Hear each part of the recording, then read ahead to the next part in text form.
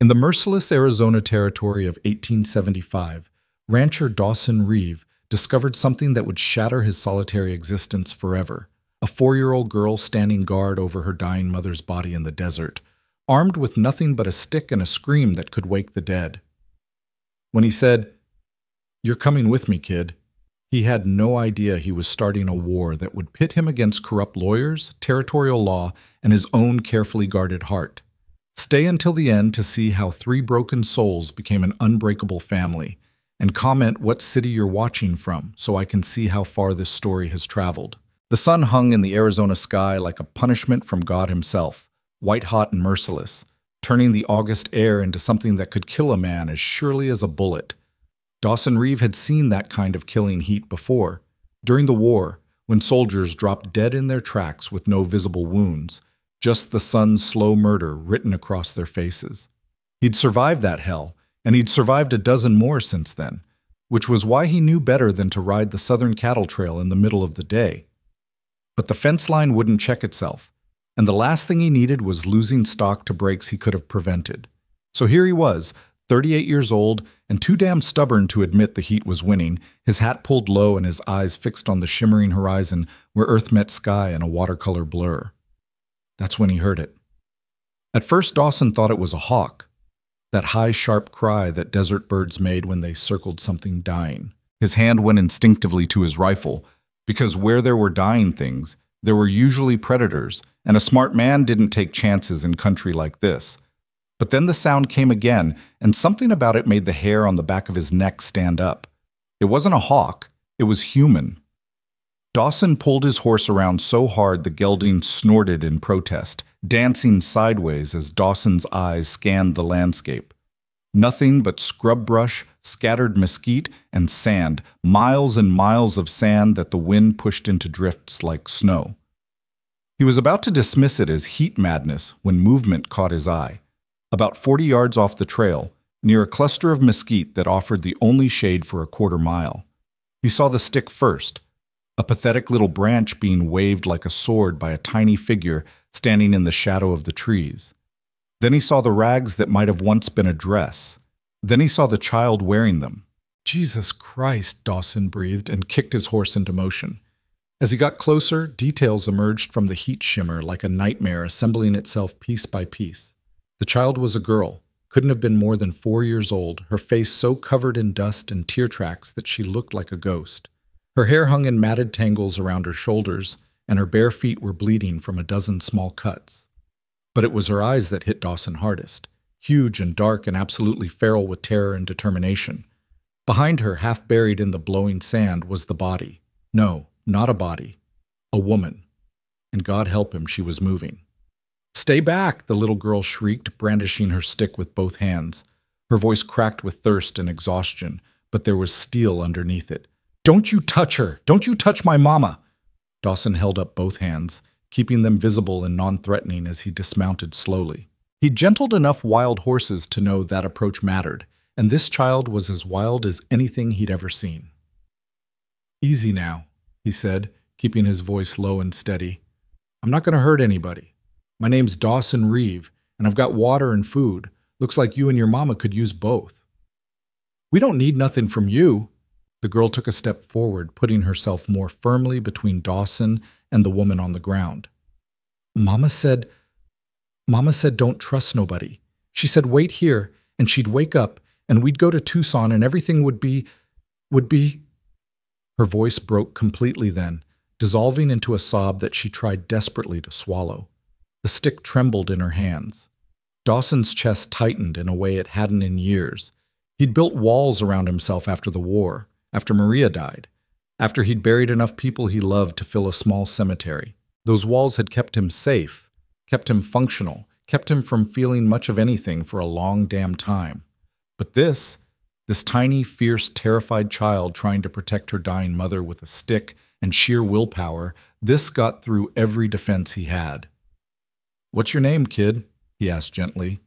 The girl's lower lip trembled. "Tessa. Tessa. That's a real pretty name." Dawson took one slow step forward, watching her carefully. "Tessa, I can see you're the bravest girl in all of Arizona standing guard over your mama like this. But the truth is she's real sick, and if we don't get her help soon, all that brave isn't going to matter. You understand what I'm saying?" Tessa's eyes filled with tears that spilled over and cut new tracks through the dust on her face. "She's not going to die. She promised she wouldn't leave me. She promised." "Then let's make sure she keeps that promise," Dawson said. He knelt down, getting himself on her level, still a good 10 feet away. "I used to be a field medic in the war, Tessa. I know how to help sick folks, but I gotta look at her first. Will you let me do that?" The girl's fingers tightened on the stick until her knuckles went white. For a long moment, Dawson thought she might actually swing at him if he tried to move closer. Then, slowly, she lowered the branch. "If you hurt her," Tessa whispered, "I'll kill you." Despite everything, the heat, the dying woman, the desperate situation, Dawson felt one corner of his mouth twitch upward. Fair enough. He approached the woman carefully, very aware of the little girl's eyes tracking his every move. Up close, he could see that she'd been beautiful once, before dehydration and exposure had hollowed out her cheeks and cracked her lips until they bled. Her dress was torn in several places, and one of her ankles was swollen to twice its normal size. Broken or badly sprained, he couldn't tell which without a closer look. But worse than any of that was the wound he could see on her side, half hidden by her dress, where infection had set in and turned the skin around it angry red. He pressed his fingers to her neck, feeling for a pulse. It was there, but rapid and thready, her heart working too hard to keep her body alive despite the damage. Her skin was burning hot with fever. "How long has she been like this?" Dawson asked, pulling his canteen from his belt. "I don't know." Tessa's voice was small now, the fierceness draining away as exhaustion took over. "We were in the wagon, and then the men came. They took everything. Papa tried to stop them, but they... She didn't finish. She didn't need to." Dawson's jaw tightened as he wet his bandana and carefully wiped some of the dirt from the woman's face. "When did the men leave?" "Morning, I think. The sun was different." Tessa swayed on her feet. "Mama woke up after and said we had to walk to the road. But she fell down and couldn't get back up. I tried to help her. I tried and tried, but she's too heavy and I'm not strong enough. And, hey!" Dawson caught the girl gently by the shoulders as she started to tip forward. "You did good, Tessa. You did exactly what you were supposed to do. You stayed with her and you kept watch. That's what saved her life." He eased the woman's head up slightly and dribbled a few drops of water onto her cracked lips. She didn't wake, but her throat worked reflexively, swallowing. That was something, at least. That meant her body still remembered how to fight. "Is she going to die?" Tessa asked in a tiny voice. Dawson looked at the child's face, at the hope and terror warring in those huge dark eyes, and knew he couldn't lie to her. Kids like this, who'd already seen too much of the world's ugliness, they could smell a lie from a mile away. "She might," he said honestly. "That infection's bad, and she's lost a lot of fluids. But I'll tell you something else. She's still breathing, which means she's still fighting. And if she's half as stubborn as her daughter, she's got a hell of a chance." Tessa wiped her nose on her arm. "What are you going to do?" "I'm going to take both of you back to my ranch. It's about 5 miles northwest of here. I've got medicine there and supplies and everything we need to give your mama a fighting chance." He stood up, scanning the desert around them. No sign of the men who'd done this, but that didn't mean much. "Can you ride a horse?" The girl nodded. "Good. You're going to sit up front and hold on tight. I'm going to carry your mama behind us." "She's too heavy. I tried." "I know you did." Dawson was already bending down, carefully sliding his arms under the woman's shoulders and knees. She weighed almost nothing, which was terrifying in its own way, meant she'd been starving before this happened. "But I'm a lot bigger than you, and I've carried heavier loads longer distances. We'll manage." Getting everyone arranged on the horse was a feat of logistics and stubbornness. Dawson lifted Tessa into the saddle first, then carefully positioned the woman in front of her, propped against his own chest as he mounted behind them both. The gelding snorted and shifted, unhappy with the unusual load, but he was a good horse and settled after a moment. "Hold on to my shirt," Dawson told Tessa, who immediately grabbed 2 fistfuls of his work shirt with her tiny hands. "And don't let go, no matter what. Understand?" "Yes, sir." "Good girl." He turned the horse toward home and kicked him into a careful walk. Every step was calculated, fast enough to matter, slow enough not to jostle his unconscious passenger too badly. The woman's head lolled against his shoulder, and he could feel the frightening heat of her fever through both their clothes. 5 miles had never seemed so far. They rode in silence for the first mile, Dawson's eyes constantly scanning their surroundings for any sign of the men Tessa had mentioned. Bandits were common in this part of the territory, men made desperate or mean by the harsh land, who took what they wanted and left their victims for the desert to clean up. The war had made too many men comfortable with killing, and the lawless territories attracted them like flies to carrion. "Mr. Reeve," Tessa's voice was barely audible over the sound of hoofbeats. "Call me Dawson, kid." "Dawson, is your ranch nice?" He thought about his small, rough cabin with its patched roof and perpetually dusty floors, the barn that needed a new door, the fence lines he'd been meaning to repair for months. Nice wasn't exactly the word for it. "It's solid," he said instead. "Got 4 walls and a roof that doesn't leak much. Got a well with good water and a stove that works. It ain't fancy, but it's home." "Do you have a wife?" "No." "Kids?" "No." "Why not?" Dawson's hands tightened slightly on the reins. "That's a complicated question for a little girl to be asking." "Mama says I ask too many questions." "Your mama sounds like a smart woman."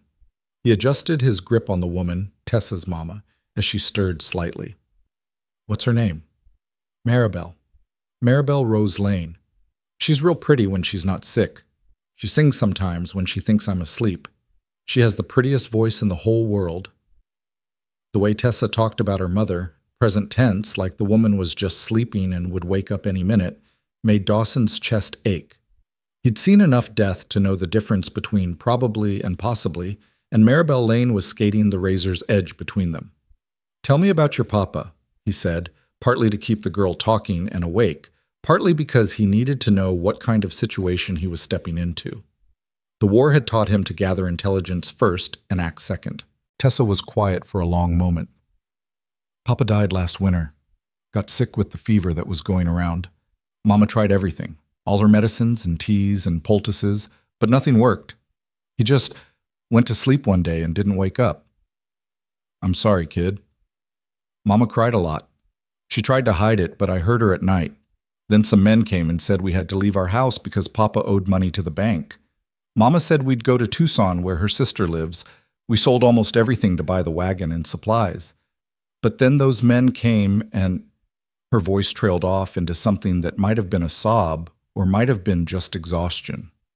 Dawson let the silence stretch, giving her space to feel whatever she needed to feel. The sun was starting its slow descent toward the horizon when Dawson's ranch finally came into view, a small cluster of buildings huddled against the landscape like they were trying to hide from the desert's fury. It wasn't much, but it was his, paid for with blood money from the war and maintained through sheer stubborn determination. "Almost there," he said, mostly to himself. Tessa had gone quiet and still against him, but he could feel her grip on his shirt hadn't loosened. The kid had backbone. He'd give her that. Most children her age would have been hysterical hours ago. He guided the horse up to the cabin and dismounted carefully, easing Maribel down with him. She was completely limp now, her breathing shallow and irregular. Not good. Not good at all. "Tessa, hop down and open that door for me," Dawson ordered, already moving toward the cabin with Maribel in his arms. The girl slid down from the saddle and ran ahead, struggling with the heavy wooden door until it swung open. Dawson carried Maribel inside and laid her on his own bed, the only bed in the cabin. It wasn't much, just a simple frame with a cornhusk mattress, but it was clean and it would do. "Light the lamp on that table," he told Tessa, already moving to the stove to get water boiling. "Then bring it over here so I can see what I'm working with." The next hour was a blur of activity. Dawson stripped away the torn, filthy dress, noting with clinical detachment the dozens of bruises and cuts that covered Maribel's body. The infected wound on her side was worse than he'd thought, a deep gash that someone had tried to stitch but had done a poor job of it. He could see the red lines of blood poisoning spreading from the wound like spider legs. He cleaned it first with whiskey that made Maribel moan and thrash even in her unconscious state. Tessa stood at the foot of the bed, her eyes huge and terrified, but she didn't run and she didn't look away. "Talk to her," Dawson said as he worked, heating his knife blade in the lamp flame. "She might be able to hear you. Let her know you're here." "Mama?" Tessa's voice shook. "Mama, it's me. It's Tessa. You're going to be okay. This man, Dawson, he's helping you. He's real nice, Mama. He found us in the desert, and he brought us to his house, and he's making you better. So you just got to hang on, okay? You got to keep your promise. You promised you wouldn't leave me. You promised." Dawson had to cut away the bad stitches and clean the wound properly, digging out bits of dirt and debris that had festered inside. Maribel screamed then, a raw, agonized sound that brought tears streaming down Tessa's face. But Dawson didn't stop. Couldn't stop. If he didn't clean it now, the infection would kill her within days. When he was finally satisfied that he'd gotten everything out, he stitched the wound closed again with steady hands that remembered this ugly work from field hospitals where men screamed and died on blood-soaked tables. He'd hated it then. He hated it now. But he was good at it, and that's what mattered. He wrapped the wound in clean bandages, then turned his attention to the fever. That was the real killer now, the infection spreading through her blood, burning her from the inside out.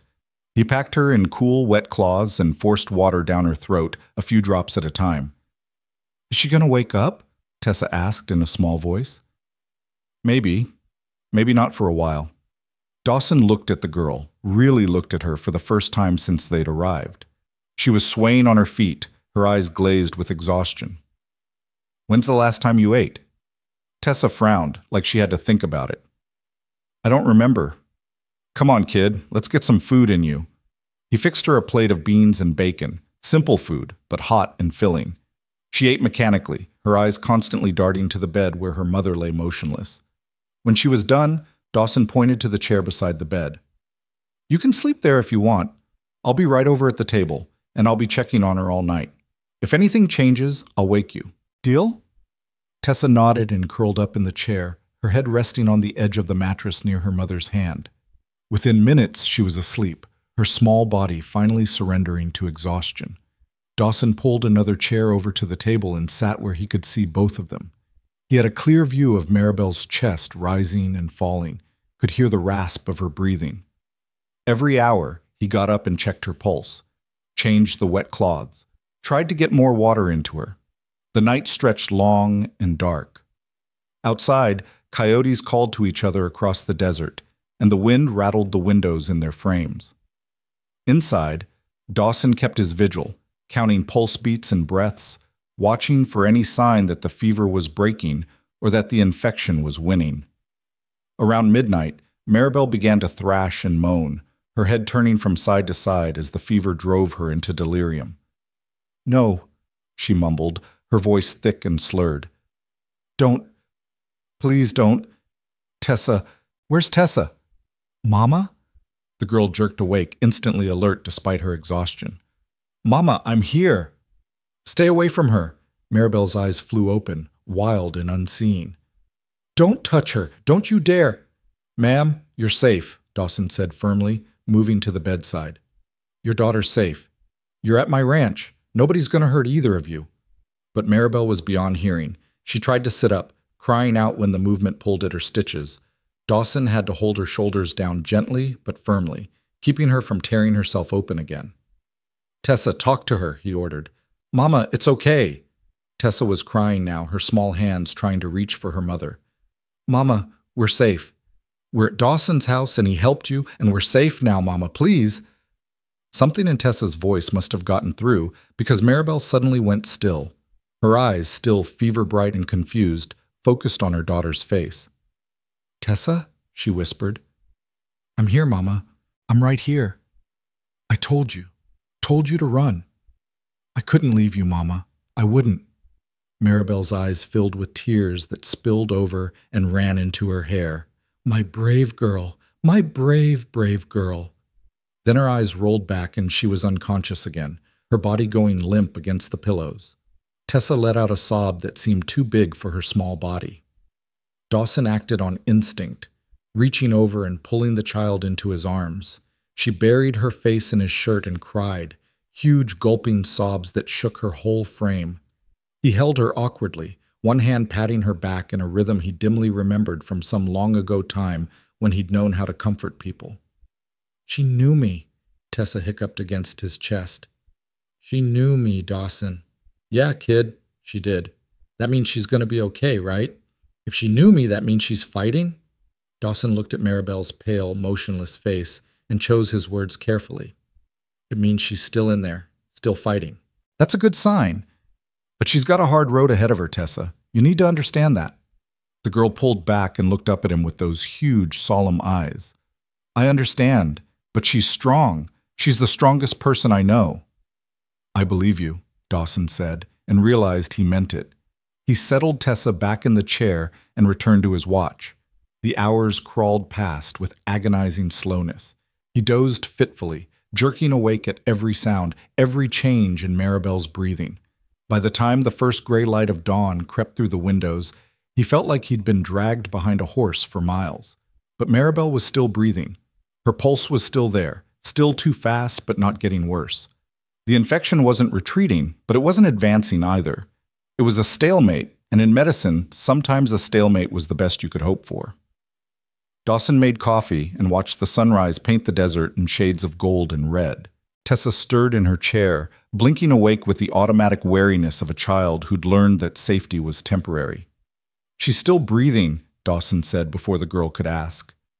"No better? No worse. That's not bad for the first night."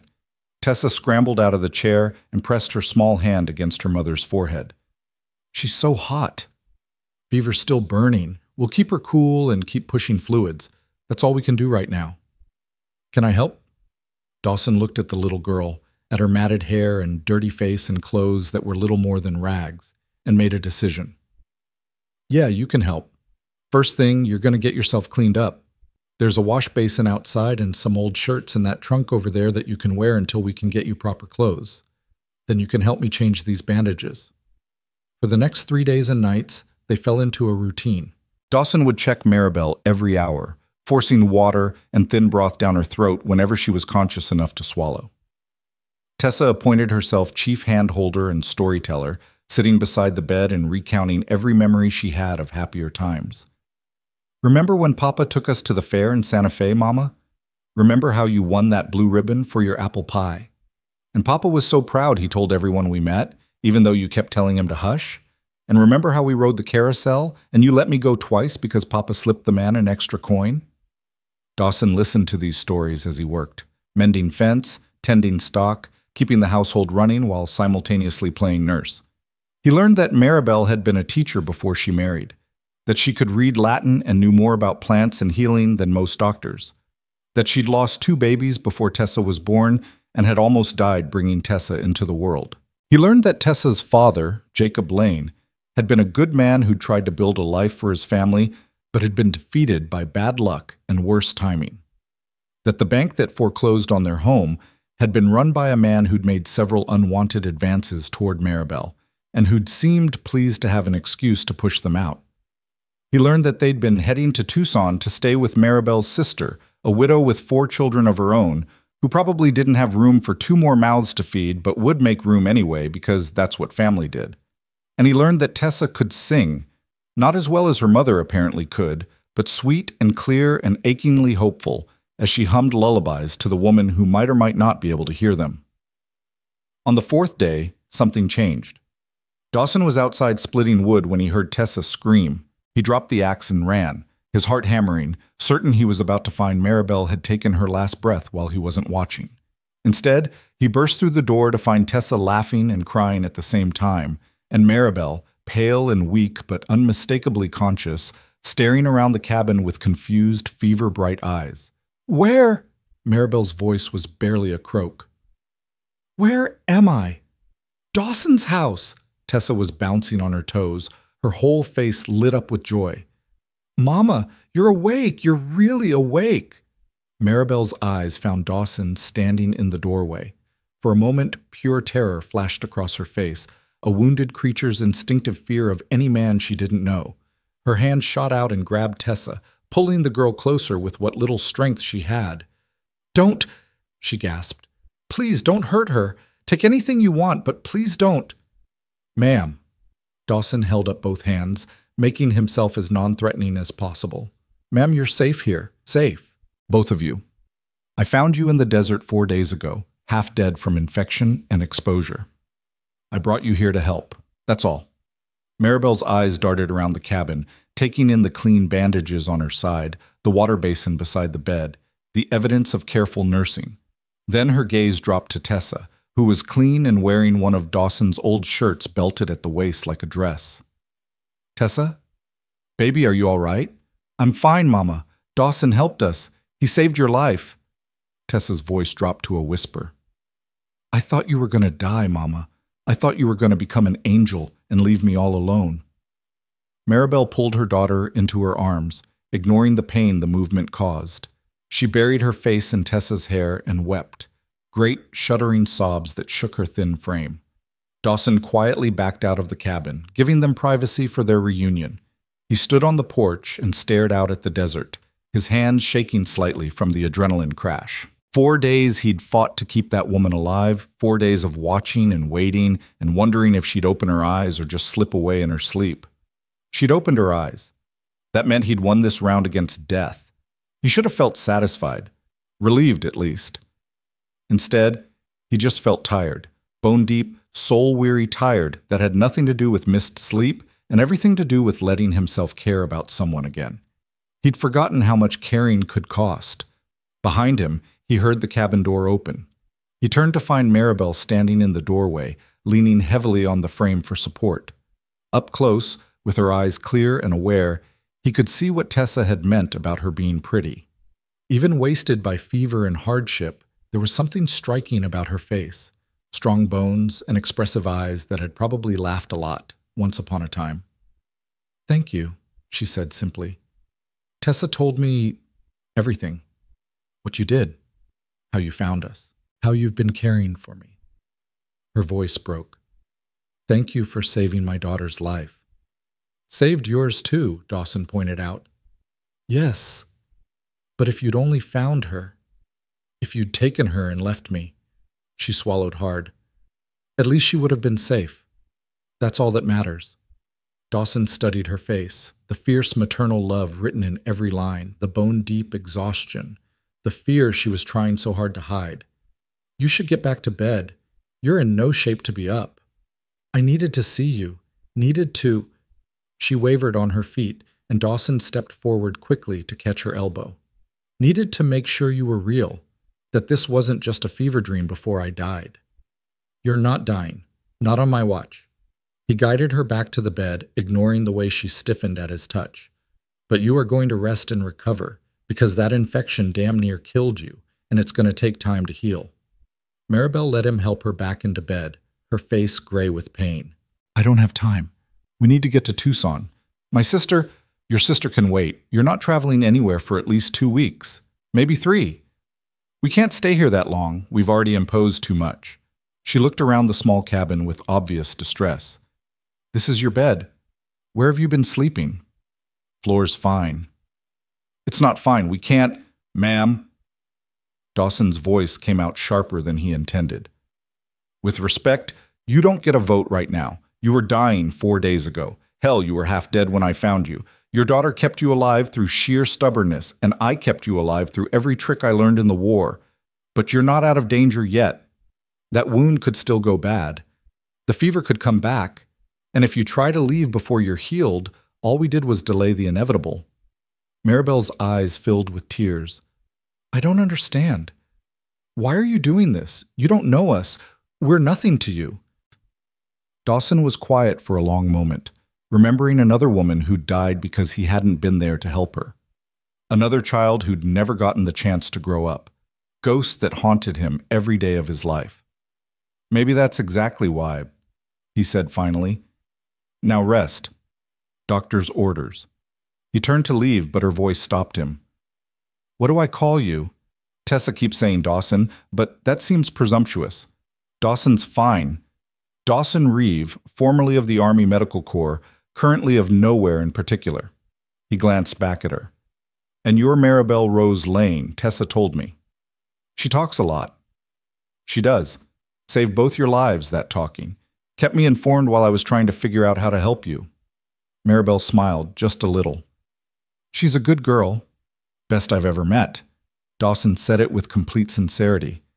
"Now sleep before I dose you with laudanum." This time when he left the cabin, Maribel didn't stop him. He stood on the porch and watched the sun continue its arc across the sky, aware that everything had just gotten a lot more complicated. He'd saved their lives. That part was done. Now came the hard part, figuring out what happened next. The first full day of Maribel's consciousness brought a tension to the cabin that Dawson hadn't anticipated. She was awake, yes, and lucid, but she watched him with the wary eyes of a cornered animal every time he came near. When he needed to check her bandages or help her take water, she would go rigid, her jaw clenched so tight he could see the muscles jumping beneath her skin. Tessa noticed it too. The girl had planted herself between them like a tiny diplomat, chattering constantly to fill the uncomfortable silences. "Dawson makes real good beans, Mama. Better than the ones we had on the trail. And he let me feed the chickens this morning. There's 6 of them, and they have funny names. That one with the black spot is called Pepper. And she's mean as a snake, but Dawson says she lays the best eggs." Maribel managed a weak smile for her daughter, but her eyes never left Dawson as he moved around the cabin, preparing a thin soup that her stomach might be able to handle. By the second day, Dawson had had enough. He waited until Tessa was outside gathering eggs, then pulled a chair up beside the bed and sat down with his arms crossed. Maribel immediately tensed, her hand creeping toward the knife he knew she'd hidden under her pillow, the small paring knife from his kitchen that had gone missing yesterday. "We need to talk," Dawson said flatly. "About what?" Maribel's voice was steadier now, gaining strength as her body slowly healed. "About the fact that you look at me like I'm about to attack you every time I get within 10 feet. About that knife you stole from my kitchen. About whatever the hell happened to you that's got you so scared of a man who's done nothing but try to help." Color rose in Maribel's pale cheeks. "I don't know what you're talking about." "The hell you don't." Dawson leaned forward, keeping his voice low but firm. "Ma'am, I understand you've been through something terrible.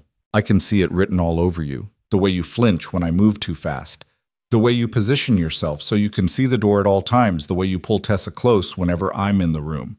I'm not stupid, and I'm not blind. But here's the thing. I'm not whatever man or men put that fear in you, and I need you to understand that because we can't keep living like this." Maribel's eyes filled with tears, but her voice came out steady. "How am I supposed to trust you?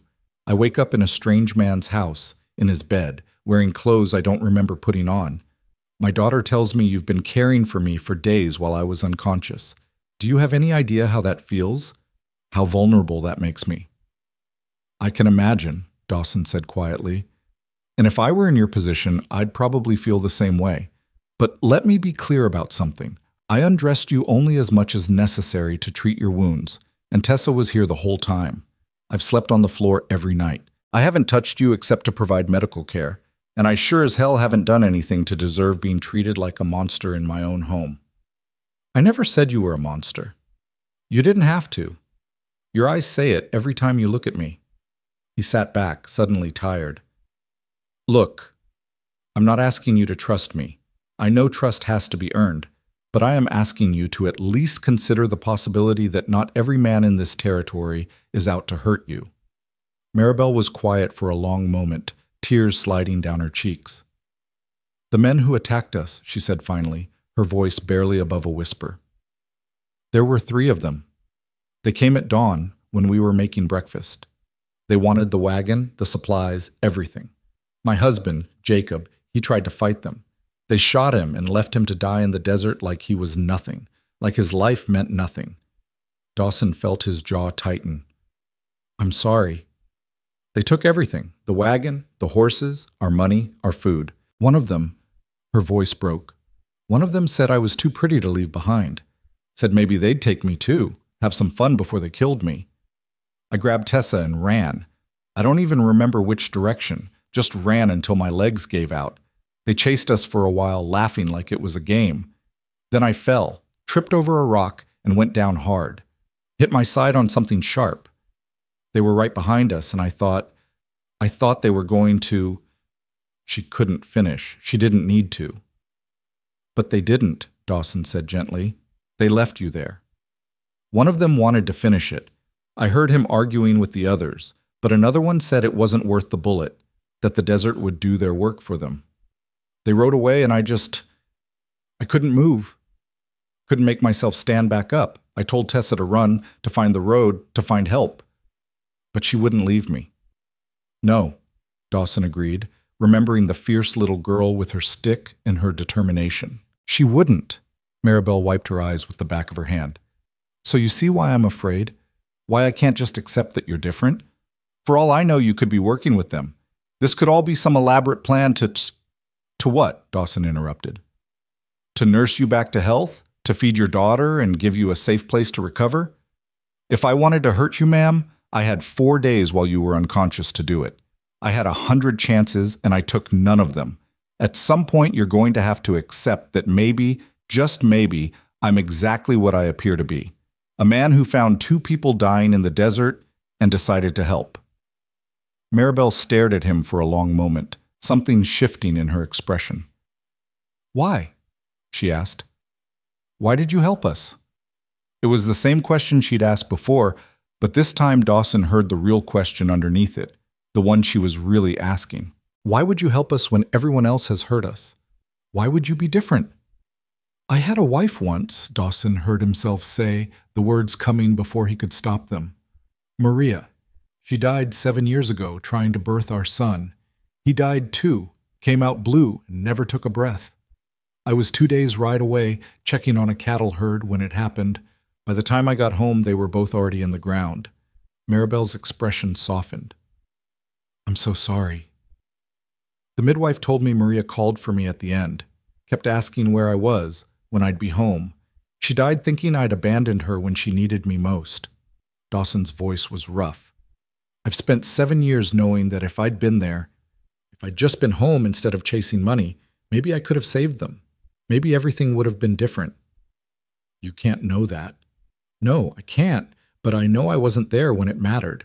So when I found you and Tessa out there in the desert, when I saw that little girl trying to protect her dying mother with a stick. He shook his head. I couldn't not help. Do you understand? I physically could not ride away and leave you there, not again. Understanding bloomed in Maribel's eyes, followed by something that might have been sympathy or might have been shared grief, the recognition of one broken person seeing their own pain reflected in another. I'm sorry, she said softly, for your loss, and for how I've been treating you. You're right. You've done nothing but help us, and I've repaid that kindness with suspicion and fear. You don't owe me an apology. Fear's a reasonable response to what you've been through. Dawson stood up, suddenly uncomfortable with how much he'd revealed. I just need you to know you're safe here, both of you, for as long as you need to stay. We can't stay long, Maribel said, but there was less certainty in her voice now. My sister in Tucson will still be there in 3 weeks. Right now you can barely sit up without turning gray. You're in no condition to travel. I'm getting stronger every day. You're getting slightly less weak every day. There's a difference. Dawson moved toward the door, then paused. And ma'am, that knife under your pillow? Keep it. If it makes you feel safer, then keep it. Just know you won't need it. Not here. He left before she could respond, stepping out into the bright morning sunshine, where Tessa was trying to convince a hen to give up its egg. Stupid chicken, the girl muttered, reaching carefully into the nesting box. Dawson says you're supposed to be nice to me, but you just want to peck and… Ouch! You did it again! Despite everything, Dawson felt his mouth twitch into something almost like a smile. Try talking to her softer. Pepper responds better to sweet talk than to commands. Tessa gave him a skeptical look. Chickens don't understand talking. Maybe not, but they understand tone. Try it.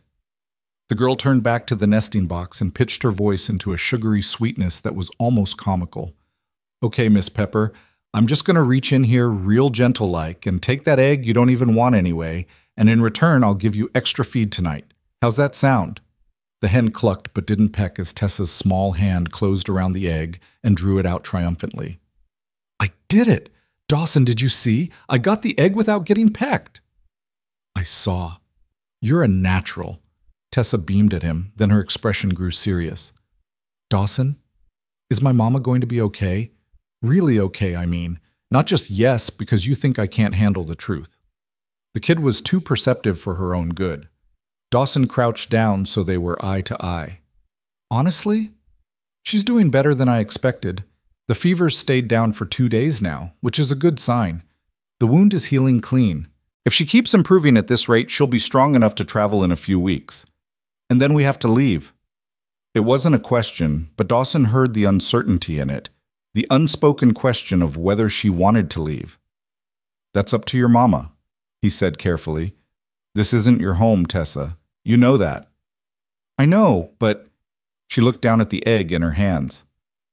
It's nice here. You're nice. And nobody's trying to hurt us or take things from us or make Mama cry. I like it here. Something in Dawson's chest constricted painfully. I like having you here too, kid.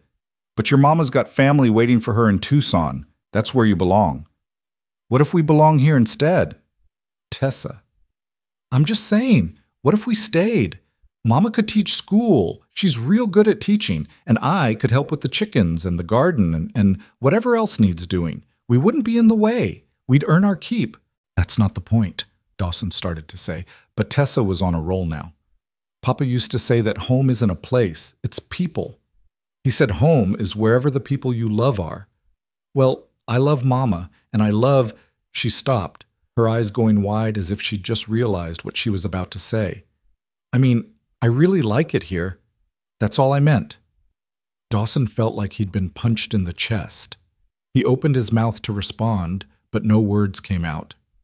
What could he say? That he'd started to care about them too? That the cabin felt less empty with their presence in it? That he'd lain awake the past 2 nights listening to Tessa's soft breathing and Maribel's occasional murmurs, and had felt something he thought was dead stir back to life? He couldn't say any of those things.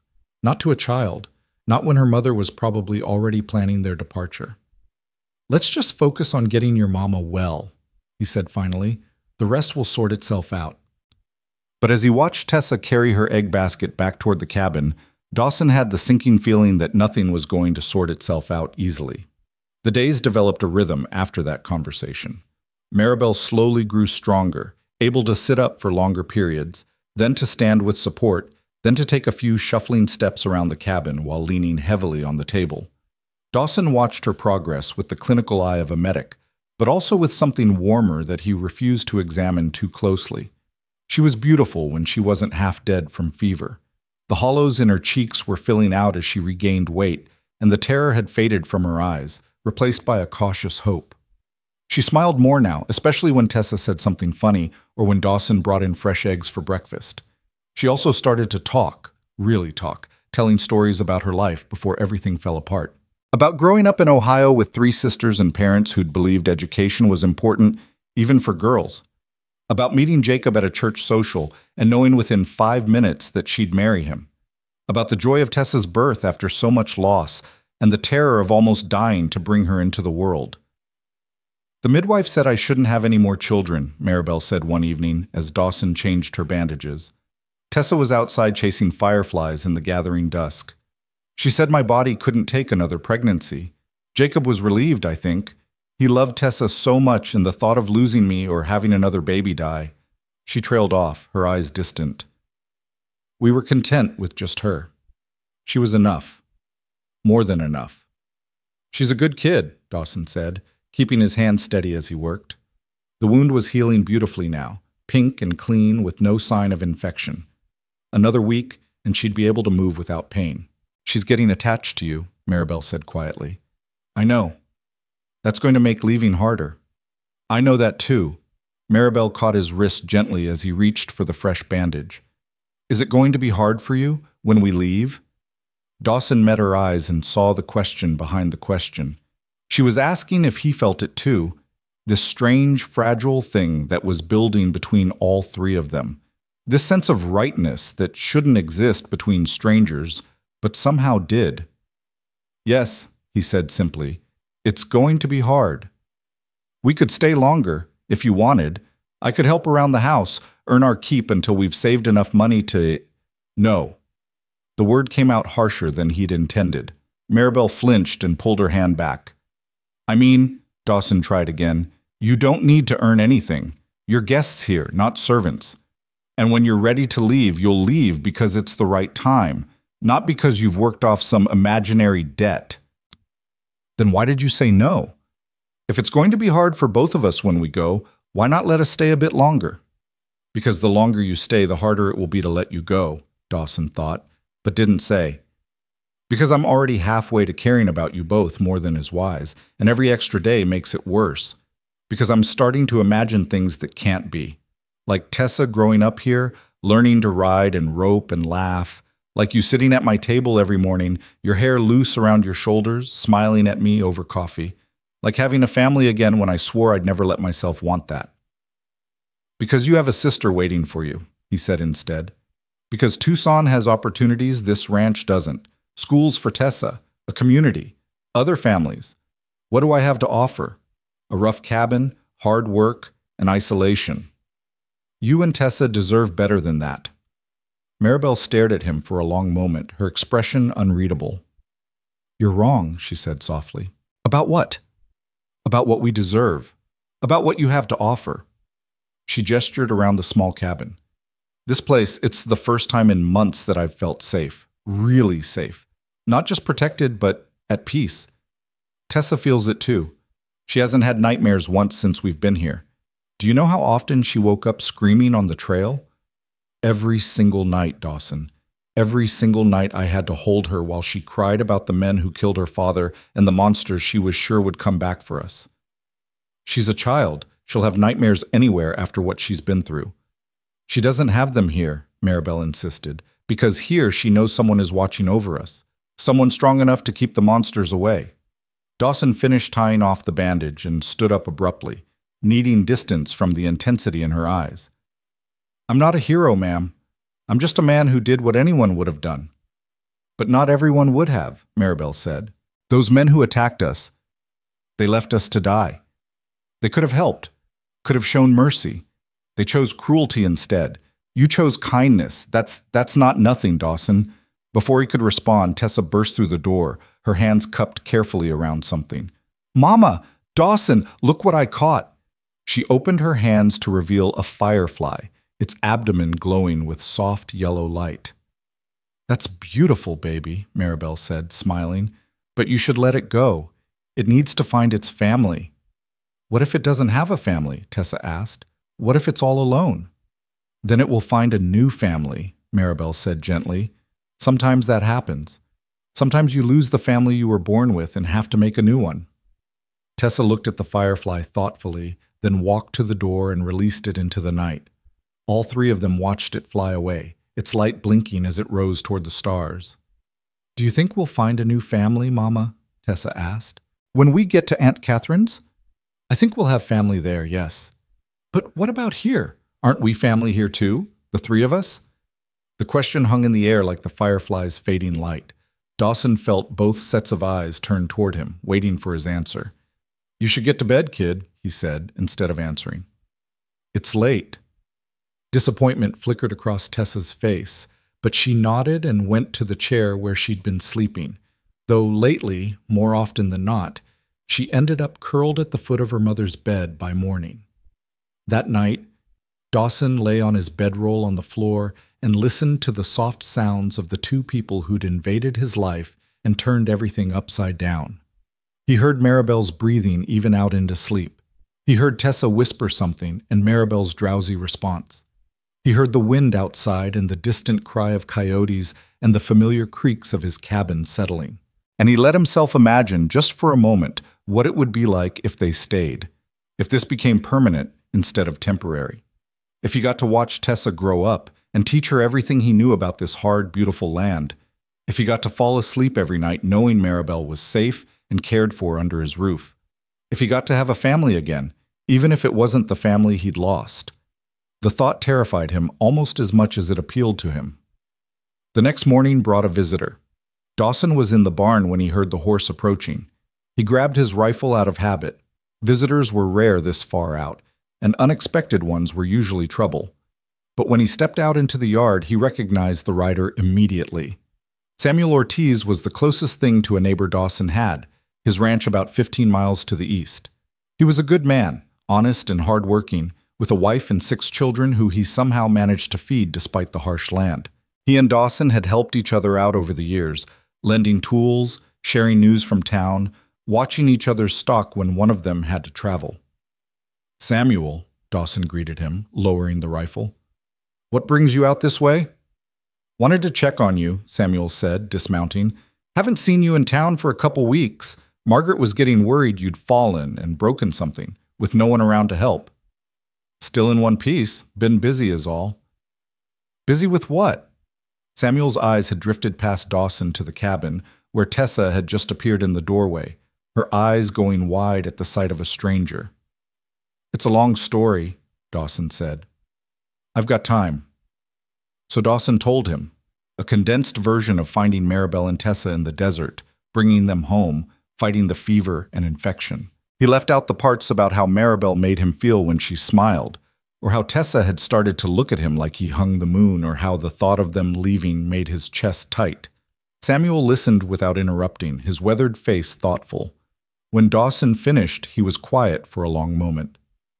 "That's quite a rescue," he said finally. "Just did what needed doing. And now, what's your plan?"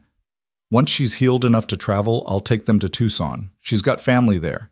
"And that's what you want? To send them away?" Dawson felt his jaw tighten. "What I want doesn't matter. It's what's best for them."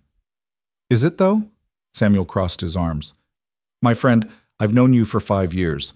In all that time, I've never seen you look at anyone the way you just looked at that cabin when the little girl appeared, like you were afraid and hopeful at the same time. You're seeing things that aren't there." "Am I? Because from where I'm standing, it looks like you've got a woman and child under your roof, and you're already thinking about how empty the place will be when they're gone." "Samuel, I'm not judging Dawson. I'm just saying maybe you should think about what you really want before you make decisions you can't take back." Samuel clapped him on the shoulder.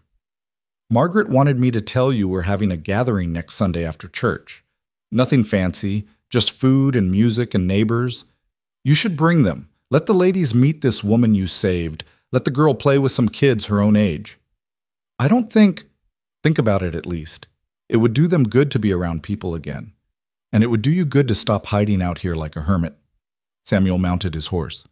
"We worry about you, my friend. Ever since Maria died, you've been half alive. Maybe these 2 are exactly what you need to remember what living feels like." He rode away before Dawson could respond, leaving him standing in the yard with too many thoughts crowding his head.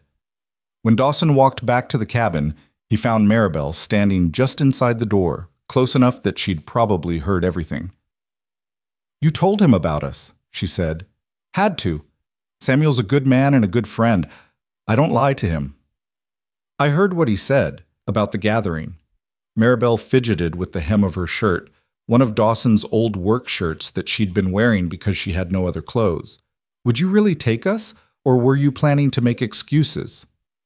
"I was planning to make excuses," Dawson admitted. "You're not ready for that much activity." "I could be ready by Sunday, if I worked at it." She met his eyes. "I'd like to go, Dawson. I'd like Tessa to be around other children, see other families, and I'd like—" She trailed off, color rising in her cheeks. "You'd like what?" "I'd like to stop hiding. I've been hiding since Jacob died, hiding from the world, from other people, from the future. Maybe it's time to stop." Dawson wanted to argue, wanted to point out all the reasons why it was too soon, too dangerous, too much, but the hope in her eyes stopped him. "All right," he heard himself say. "Sunday. But we leave if you get tired or if your side starts hurting. Deal?" The smile she gave him could have lit up the whole desert. "Deal." Sunday morning arrived with the kind of perfect Arizona weather that made a man forget how brutal the desert could be. The sky stretched endless and blue, and a breeze carried the scent of sage and dust through the open cabin door. Dawson had been up since before dawn, running through his mental checklist with the nervous energy of a man who hadn't socialized in months, and wasn't entirely sure he remembered how. Maribel was stronger now, able to move around the cabin without wincing, though Dawson noticed she still pressed her hand to her side when she thought no one was watching. She'd spent the past 3 days working on her appearance with an intensity that told him this gathering meant more to her than she'd let on. She'd washed her hair until it shone, mended her tattered dress as best she could, and somehow managed to make herself look presentable despite having almost nothing to work with. Tessa was practically vibrating with excitement, bouncing on her toes as Dawson hitched the wagon. Will there be other kids there? How many kids? Do you think they'll like me? What if they don't like me? Mama says I talk too much, and sometimes kids don't like that, but I can't help it when I'm nervous. I just start talking and… Tessa, breathe, Maribel said gently, running her fingers through her daughter's hair one more time. They'll love you. Just be yourself. But what if myself isn't good enough? Dawson paused in checking the harness and looked at the little girl who'd somehow carved out a space in his carefully guarded heart. Kid, you stood guard over your dying mother in the desert with nothing but a stick and sheer determination. You're plenty good enough. Tessa's face broke into a smile that made the anxiety in Dawson's chest ease slightly. At least one of them was happy about this expedition. The ride to the Ortiz ranch took just under an hour, and with every mile, Dawson felt his discomfort growing. He hadn't been to a social gathering since Maria died. Hadn't wanted to face the pitying looks, the careful questions, the well-meaning but painful condolences. He'd built his isolation carefully, one declined invitation at a time, until people stopped asking and left him alone with his grief. Now here he was, voluntarily walking back into the world, bringing two people who depended on him into a situation he couldn't control. What if someone said something that upset Maribel? What if the other children were cruel to Tessa? What if… You're thinking too loud, Maribel said from beside him. Dawson glanced at her, startled. What? You get this crease right here. She touched her own forehead between her eyebrows. When you're worrying about something, you've had it since we left your ranch. I'm not worrying. Liar. But she said it gently, almost fondly. It's going to be fine, Dawson. We'll meet some people, eat some food, and come home. That's all. You say that like it's simple. Maybe it is. Maybe we're the ones making it complicated. Before Dawson could respond, Tessa let out a squeal from where she sat in the back of the wagon. Look, I can see people. And there's a swing.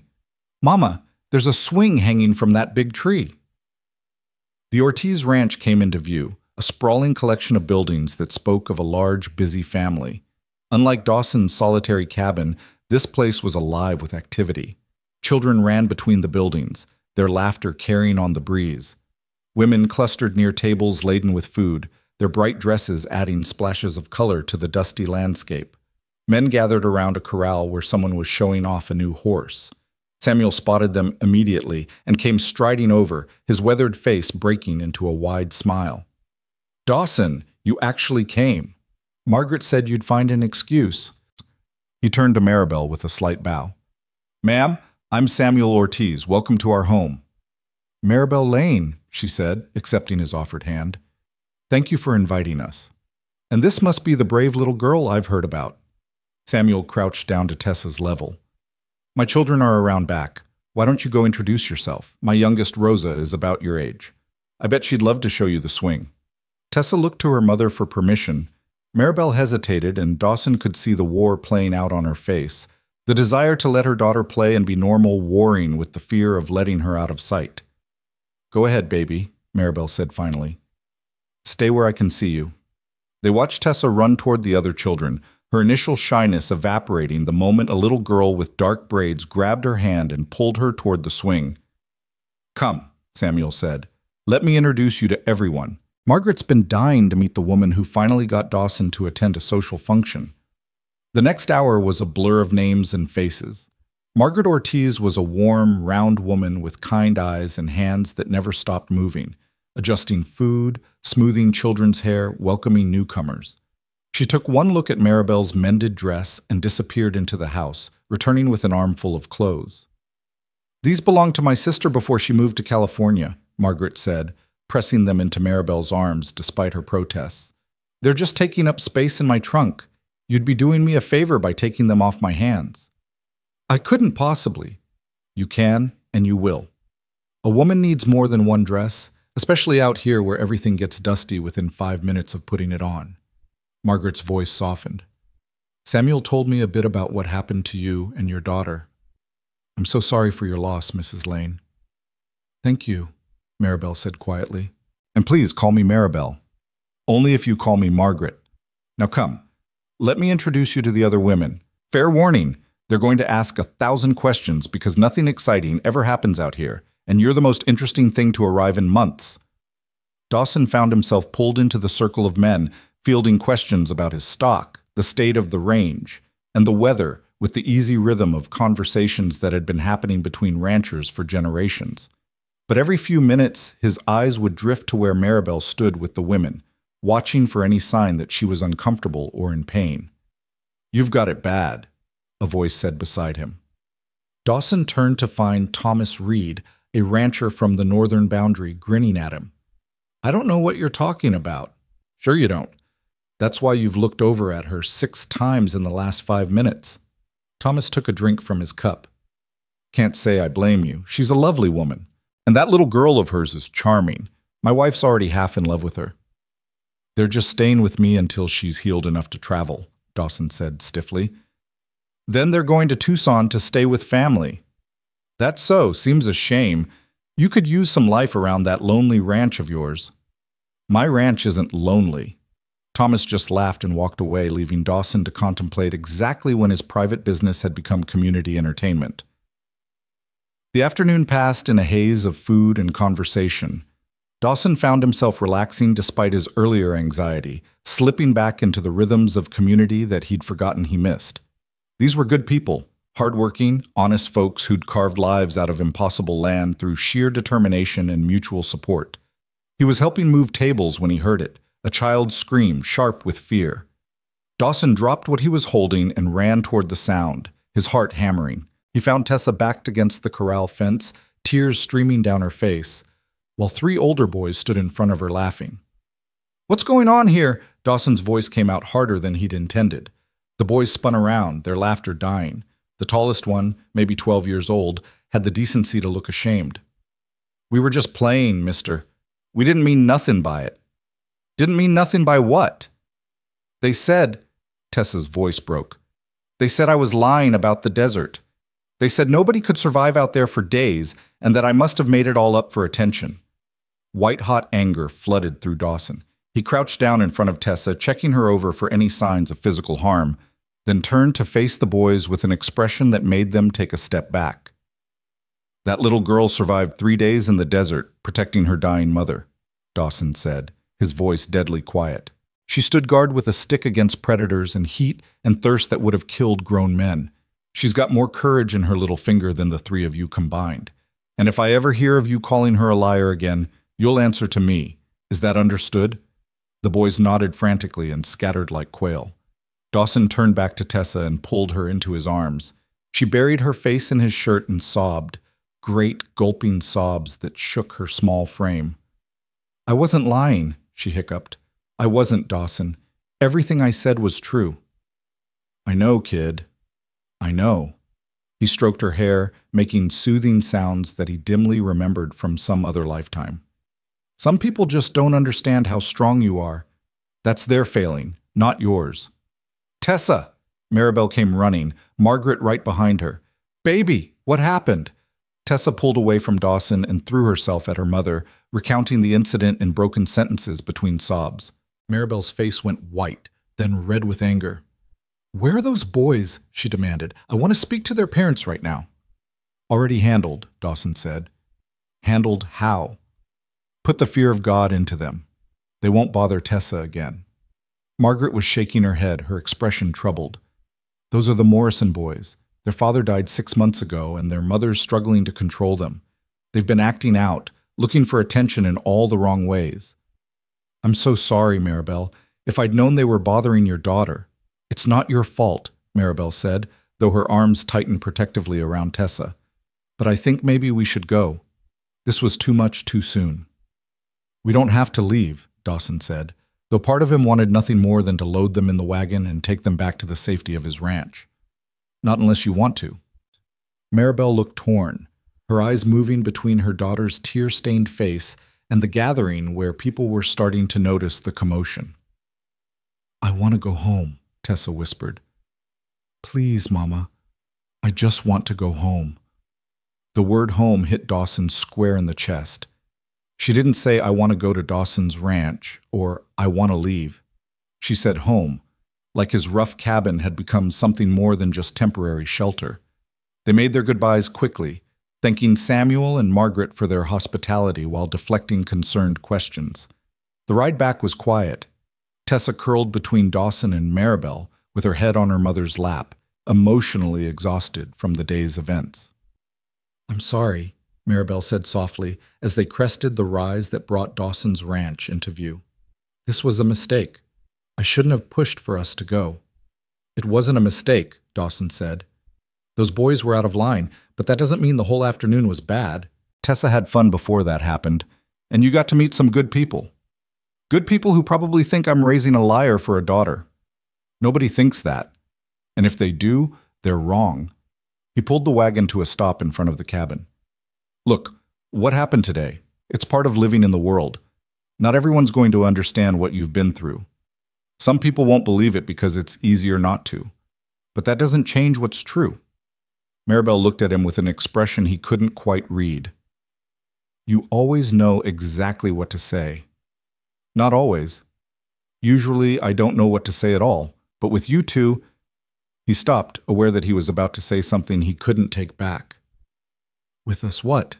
Maribel prompted gently. "With you two. It's easier, that's all." He helped them down from the wagon and unhitched the horses while Maribel got Tessa settled inside. By the time he finished putting everything away and returned to the cabin, the sun was setting in streaks of orange and purple across the desert sky.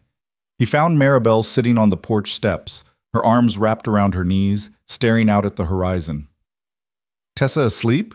he asked. "Out like a light. Today exhausted her." Maribel patted the step beside her. "Sit with me for a minute?" Dawson sat, very aware of how close they were. Close enough that he could feel the warmth radiating from her body, close enough to catch the scent of sage that clung to her hair. "Thank you," Maribel said, "for what you did today, for defending Tessa, for bringing us home when things got hard, for—" She trailed off, then started again. "For everything, Dawson. I know I keep saying it, but I don't think you understand how much you've given us. It's not just our lives, it's hope. The belief that maybe the world isn't as cruel as it seemed." "The world is exactly as cruel as it seemed," Dawson said bluntly. "Those men who attacked you, they're real. The boys who mocked Tessa today, they exist. Bad things happen to good people all the time, and there's no grand plan or justice to it. That's just how it is." "Then why did you help us? If the world is so cruel and meaningless, why bother?" It was a fair question. One Dawson had asked himself 100 times since the day he'd found them. "Because someone has to," he said finally. "Because if everyone just accepts the cruelty and does nothing, then what's the point of any of it? Maybe I can't change the whole world, but I could help 2 people. So I did." Maribel was quiet for a long moment. Then, so softly he almost didn't hear it, she said, "I think I'm falling in love with you." The words hung in the air between them like something fragile and dangerous. Dawson's breath caught in his chest. He should say something, should respond somehow. But his throat had closed up and his mind had gone completely blank. "You don't have to say anything," Maribel continued, still staring straight ahead at the sunset. "I know this is complicated. I know I'm still healing, still grieving Jacob, still figuring out how to survive in a world without him. And I know you have your own ghosts, your own walls. I'm not asking for anything from you, Dawson. I needed you to know, because I don't want to leave here with words unsaid. I've learned that lesson too well." "Maribel, it's the small things," she interrupted, as if afraid that if she stopped talking, she'd lose her nerve. "The way you check on us during the night when you think we're asleep. The way you carved Tessa's name into that piece of wood so she could practice her letters. The way you look at me sometimes when you think I'm not paying attention, like you're memorizing my face. The way you defended her today, like she was your own daughter. I see all of it, Dawson, and it makes me feel things I thought I'd never feel again." Dawson's hands clenched into fists on his knees. "You lost your husband less than a year ago. You're still grieving. You're confusing gratitude for—" "Don't tell me what I'm feeling," Maribel said, finally turning to look at him. Her eyes were bright with unshed tears, but her voice was steady. I loved Jacob with everything I had. I still love him. I'll always love him. But he's gone, Dawson. He's been gone for months, and I'm still here. Tessa's still here, and we need to find a way to keep living. By staying with me? By building something on top of trauma and desperation? No. By choosing to take a chance on something good when it appears in front of us. She reached out and took his hand, her fingers warm against his calloused palm. You feel it too. I know you do. This thing between us, it's not just gratitude or convenience, it's real. Dawson looked down at their joined hands and felt something crack inside his chest, some wall he'd built brick by careful brick over 7 years of loneliness. I can't lose anyone else, he whispered.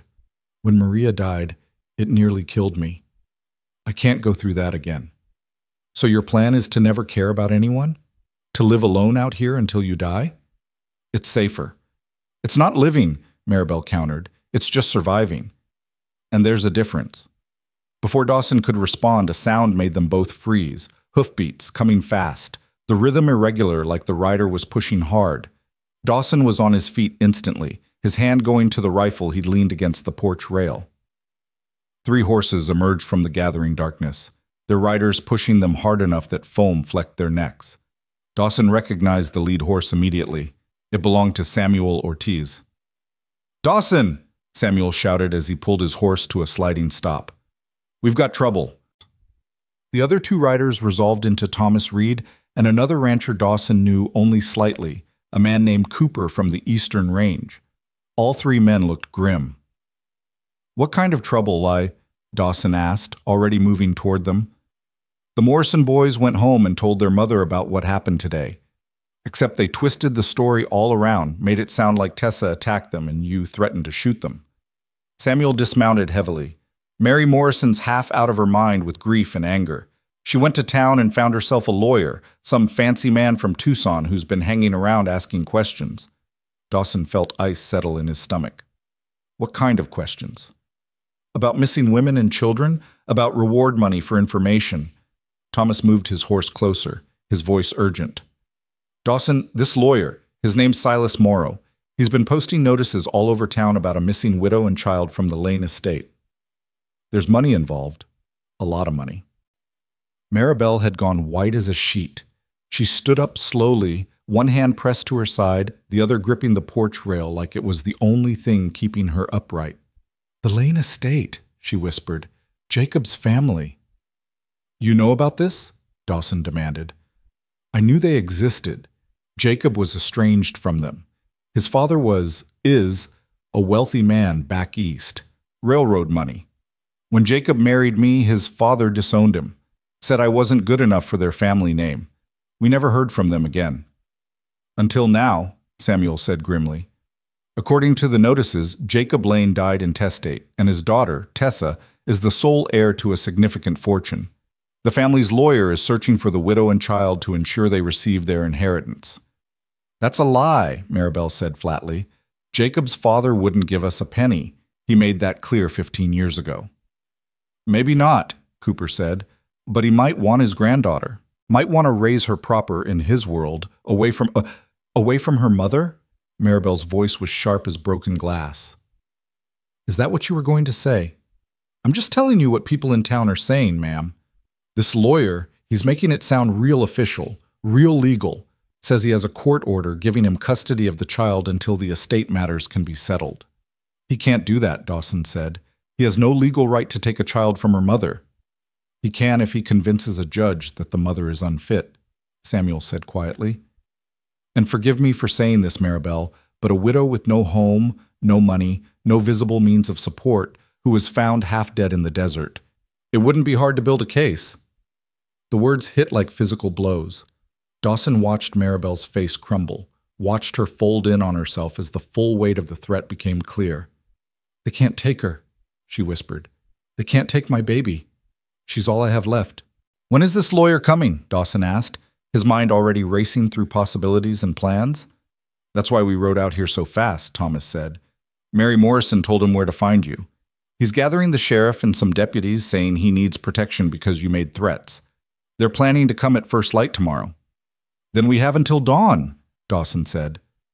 Maribel, go inside and pack everything you need, light and fast, only what you can carry. Where are we going? Her voice was small, frightened in a way he hadn't heard since that first day in the desert. Away from here. Somewhere they can't find you. Dawson, they'll track us. You know they will. Not if we're smart about it. Not if we have help. He turned to Samuel. How much time can you buy us? I can delay them a few hours, maybe. Tell them you went to check fence line in the south section. Send them the wrong direction. Samuel's face was troubled. But Dawson, this is going to make you an outlaw. Interfering with a legal custody order. That's serious business. Let me worry about that, Dawson said. Right now, all that matters is keeping them safe. The three men exchanged glances, then nodded in unison. All right, Samuel said. We'll do what we can. But be smart about this, my friend. Don't do anything that can't be undone. They rode off into the darkness, leaving Dawson and Maribel standing in the yard. For a moment, neither of them moved. Then Maribel's legs gave out and she collapsed. Dawson caught her before she hit the ground, pulling her against his chest as she shook with silent sobs. I can't lose her, Maribel gasped against his shirt. Dawson, I can't. She's everything. She's all I have. You're not going to lose her, Dawson said fiercely. I won't let that happen. Do you hear me? I won't let anyone take her from you. How can you stop them? They have the law on their side. They have money and power and I have something they don't, Dawson interrupted. He pulled back just enough to look into her tear-stained face. I have you, and I have Tessa, and I'll be damned if I'll stand by and let some lawyer steal you both away because of money and legal documents. What are we going to do? Dawson's jaw set in a line that would have made his old war buddies nervous. We're going to fight, but first, we need to get you somewhere safe, somewhere they won't think to look. Where? I know a place, a canyon about 30 miles north, hidden enough that most folks don't even know it exists. We can hole up there while I figure out our next move. Our next move? Maribel repeated. Dawson, this isn't your fight. You've already done so much. It became my fight the moment I brought you home, Dawson said. The moment I decided you were under my protection. Nobody takes what's mine, not without one hell of a battle first. The possessiveness in his voice should have scared her. Instead, Maribel felt something warm unfurl in her chest, something that felt dangerously like hope. Okay, she whispered. Okay, what do you need me to do? Wake Tessa, pack light, and trust me. He cupped her face in his rough hands, his eyes intense in the darkness. Can you do that, Maribel? Can you trust me? She thought about everything that had happened since he'd found them in the desert. Every kindness, every protection, every moment he'd chosen them over his own safety and solitude. Yes, she said. I trust you. The words sealed something between them, some unspoken promise that went deeper than gratitude or attraction. In that moment, standing in the darkness with danger riding toward them on the wind, they became something more than a rescuer and the rescued. They became allies, partners, family. They moved through this cabin like ghosts, gathering supplies in the lamplight while Tessa slept on, exhausted from the day's emotional turmoil. Dawson packed food and water, ammunition and medical supplies, bedrolls and blankets, everything they'd need to survive in the wilderness for days, maybe weeks. Maribel folded the dresses Margaret had given her with shaking hands, then stopped and looked at Dawson with wide, frightened eyes. What if we're making this worse? What if running makes me look guilty, makes it easier for them to take her? Dawson paused in loading his rifle. And what if staying means they take her tonight, cart her off to some mansion back east where you'll never see her again? He crossed to where she stood, his voice gentle but firm. Maribel, I've seen how the law works when money's involved. Rich men don't play fair. They buy judges, manufacture evidence, twist the truth until black looks white. If this Silas Morrow gets his hands on Tessa, it won't matter what's right or true. It'll only matter what he can make a court believe. So we run and hide like criminals. We run and buy time to figure out how to fight this properly. There's a difference. He touched her shoulder lightly. I won't let them take her, but I need you to be strong right now. Can you do that? Maribel drew in a shaky breath and nodded. I can be strong. I've been strong before. I know you have. Dawson squeezed her shoulder once, then released her. Now wake Tessa. Tell her we're going on an adventure. Make it sound exciting, not scary. Kids can sense fear. While Maribel went to wake her daughter, Dawson stepped outside to ready the horses. The night was clear and cold, stars scattered across the sky like broken glass. He worked quickly, his hands moving through familiar tasks while his mind raced ahead, planning routes and contingencies. The canyon he'd mentioned was real, a narrow slash in the rocks that most people rode past without noticing. He'd discovered it years ago while tracking a wounded deer, and had kept the knowledge to himself the way a man keeps any valuable secret. There was water there, a spring that never dried even in the worst summers, and enough shelter from the elements that they could survive comfortably for quite some time. But survival wasn't the goal. The goal was finding a way to neutralize the threat permanently. He was cinching the saddle on his gelding when Maribel emerged from the cabin, Tessa in her arms. The child was half awake, her eyes puffy with sleep and confusion. "Dawson, what's happening? Mama says we're going on an adventure, but it's nighttime, and adventures are supposed to be in daytime, and special adventures happen at night," Dawson said, forcing lightness into his voice, "because that's when you can see all the stars and hear the coyotes singing. I thought you might like to camp out under the sky, like real ranchers do." Tessa perked up slightly. "Really? We get to sleep outside?" "Yep.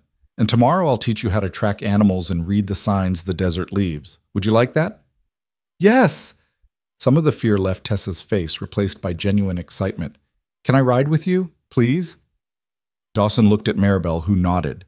He lifted Tessa onto his horse, then helped Maribel onto the mare he'd saddled for her. She moved stiffly, her healing wound clearly bothering her, but she didn't complain. "You all right?" he asked quietly. "I'll manage." She gathered the reins with determination. "Let's go before I lose my nerve." They rode north under a sky full of stars, Dawson leading the way along paths only he knew. He avoided the main trails, sticking to rocky ground where their tracks would be harder to follow. Tessa fell asleep against his chest within the first mile, lulled by the steady rhythm of the horse's gait. Behind him, he could hear Maribel's mare following, the soft sounds of hoofbeats on sand and stone. The miles passed in tense silence. Every sound made Dawson's hand drift toward his rifle. Every shadow might hide pursuers. He'd told Samuel they had until dawn, but rich men had ways of speeding things up when they wanted to. For all he knew, Silas Morrow and his hired guns could already be at the ranch, finding it empty, beginning their hunt. Around midnight, they stopped to rest the horses. Dawson lifted Tessa down carefully, trying not to wake her, and laid her on a blanket in the shelter of some rocks. Maribel dismounted stiffly, pressing her hand to her side. "Let me see," Dawson said, reaching for her. "It's fine." "Let me see," he repeated more firmly. Maribel reluctantly lifted her shirt enough for him to check the bandage. There was fresh blood seeping through, not much, but enough to worry him. The hard riding had pulled some of her stitches. "Damn it," he muttered. "I should have waited longer. You're not healed enough for this." "We didn't have a choice." "There's always a choice. I could have stayed and faced them. Could have what? Let them take Tessa while I watched?" Maribel's voice was fierce despite her pain. "No. We made the right choice. I'll heal. But if they'd taken my daughter, I'd never recover from that." Dawson cleaned and rebandaged the wound as best he could in the darkness, his hand steady despite the worry churning in his gut. When he was finished, Maribel caught his wrist. "Thank you," she said softly, "for everything you're risking. I know what this could cost you. You're worth the risk." The words hung between them, heavy with meaning. In the starlight, Dawson could see Maribel's expression shift, could see the moment she decided to be brave. "Earlier tonight, I told you I was falling in love with you. You never answered." "Maribel, I know the timing is terrible. I know we're running for our lives and everything is chaos and uncertainty. But if something happens, if they catch us, if we get separated, I need you to know that what I feel is real. It's not gratitude or desperation or grief making me confused. It's you, the man you are, the way you've chosen to protect us even when it costs you everything." Dawson closed his eyes, fighting against the tide of emotion threatening to overwhelm him. "I can't give you what you deserve, I'm a broken man living in a broken-down ranch in the middle of nowhere. You should have a proper life, a proper home, someone who... Someone who what? Someone who doesn't wake up at night to check that we're still breathing? Someone who doesn't carve my daughter's name in wood so she can practice her letters? Someone who doesn't look at me like I'm precious? Maribel's voice cracked. Dawson, you're already giving me everything I could ever want. You're just too stubborn to see it. He opened his eyes and found her watching him with an expression that made his chest ache. I'm scared, he admitted. Scared of caring this much. Scared of losing you. Scared of being happy, Maribel finished gently. I understand that fear. After Jacob died, I thought I'd never feel anything but grief again. But then you found us, and you gave me reasons to hope. You made me remember what it feels like to look forward instead of back. I don't know if I can be what you need. You already are. She stepped closer, closing the distance between them. You already are, Dawson. You just have to let yourself believe it. For a long moment, they stood there in the darkness. The desert stretched around them vast and empty, danger riding toward them on the wind. Then Dawson did something he hadn't allowed himself to do in 7 long years. He reached out and pulled Maribel into his arms. She came willingly, melting against him with a soft sigh of relief. He buried his face in her hair, breathing in the scent of sage and something uniquely her. Her arms wrapped around his waist, holding on like he was the only solid thing in a world gone mad. I can't promise you anything, he whispered against her hair. Can't promise we'll make it through this. Can't promise I won't fail you the way I failed Maria. You didn't fail Maria. Life failed her. Circumstances failed her. But you loved her and honored her memory and kept living even when it hurt. That's not failure, Dawson. That's courage. I'm not courageous. You're the bravest man I've ever known. She pulled back just enough to look up at him. And I'm choosing you. I'm choosing us. Whatever comes next, we face it together. Dawson looked down at her upturned face, at the determination in her eyes, the strength in her jaw, the vulnerability she was trusting him with, and felt the last of his walls crumble. Together, he agreed roughly. Then before he could second-guess himself, he bent his head and kissed her. It was gentle at first, tentative, like neither of them quite believed they were allowed this moment of softness in the midst of chaos. But then Maribel made a small sound and pressed closer, and the kiss deepened into something that felt like a promise, like a claiming, like coming home after a long and brutal journey.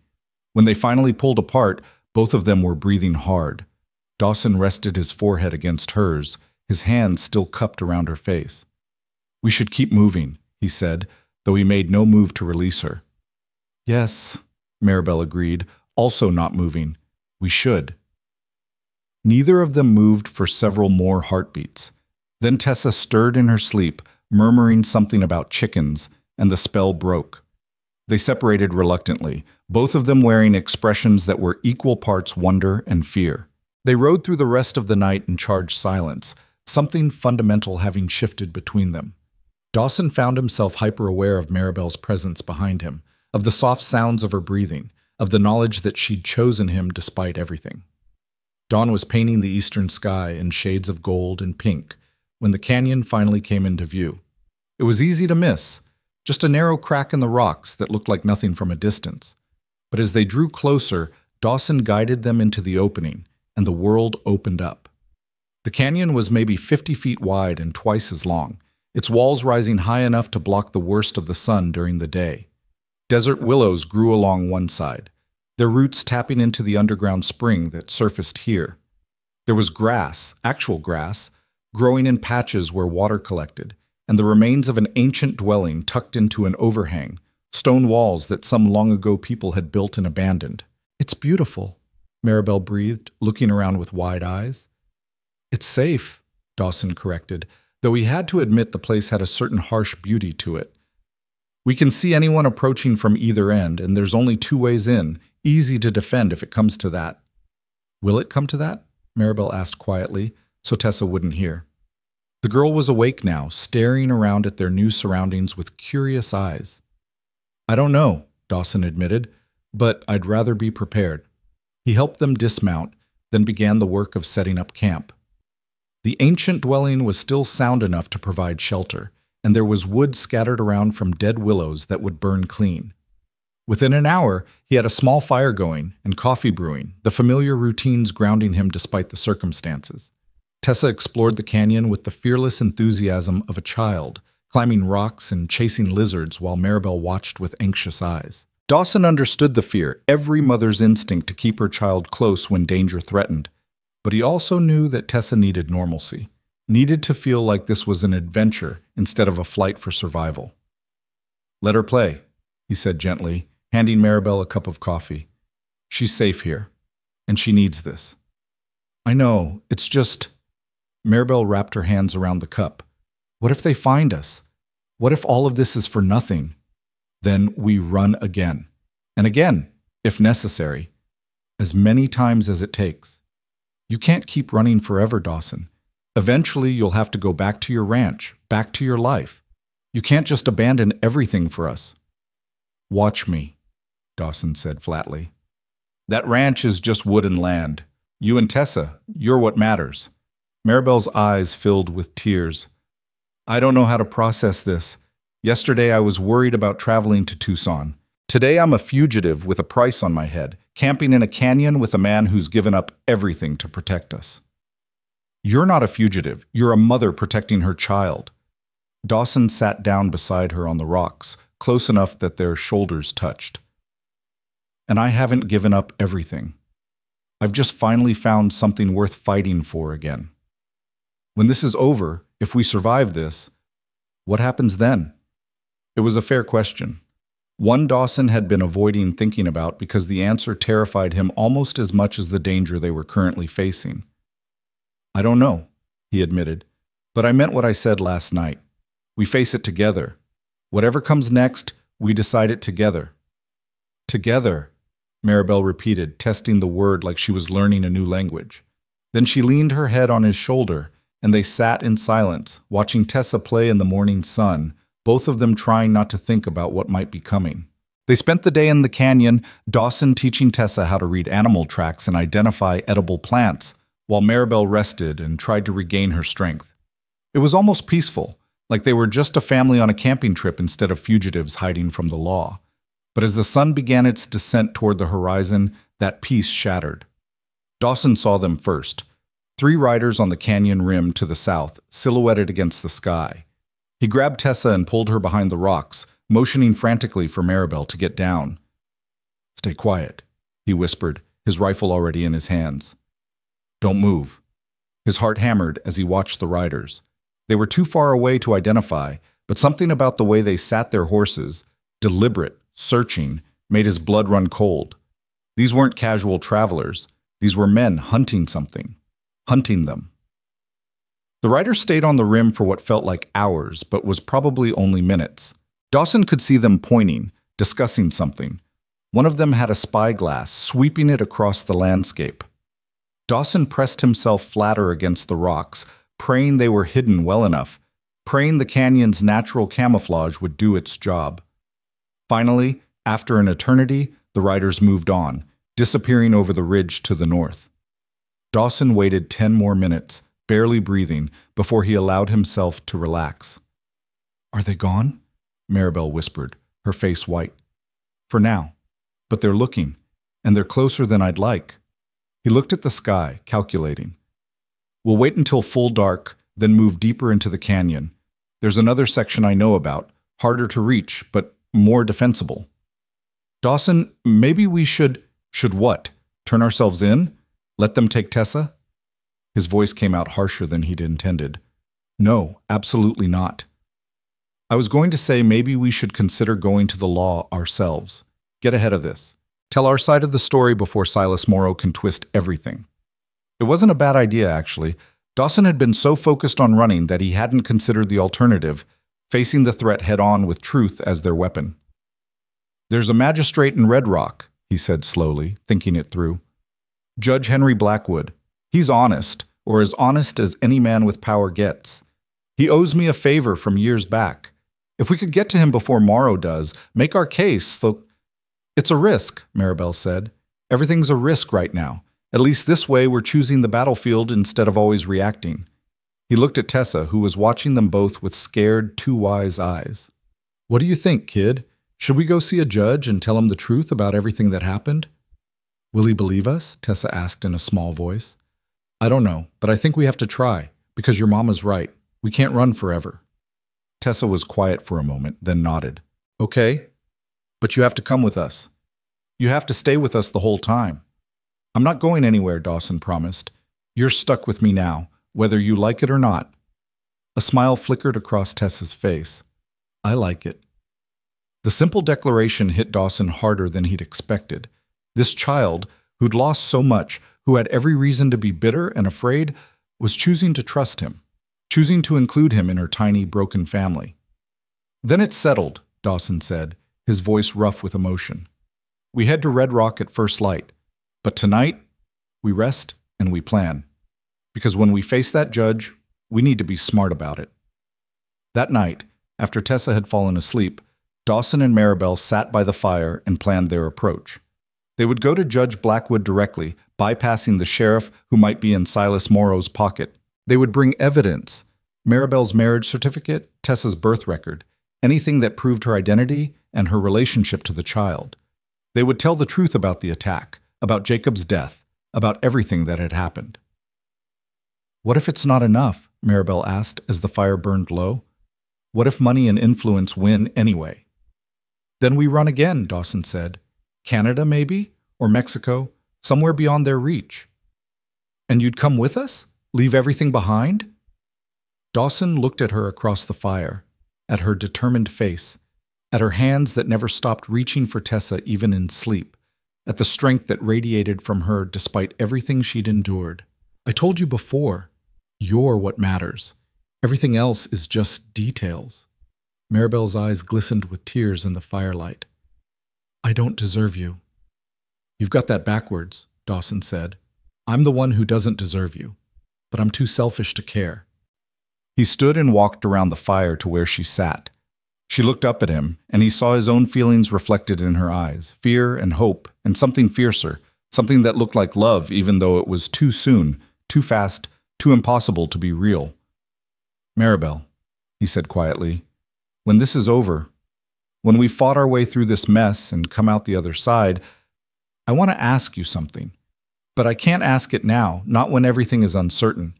So I'm asking you to wait, to give me time to do this right." Understanding dawned in her eyes. "Dawson, wait," he repeated. "Please, let me give you more than a proposal made on the run. Let me give you stability and safety, and a real choice, not one made out of desperation."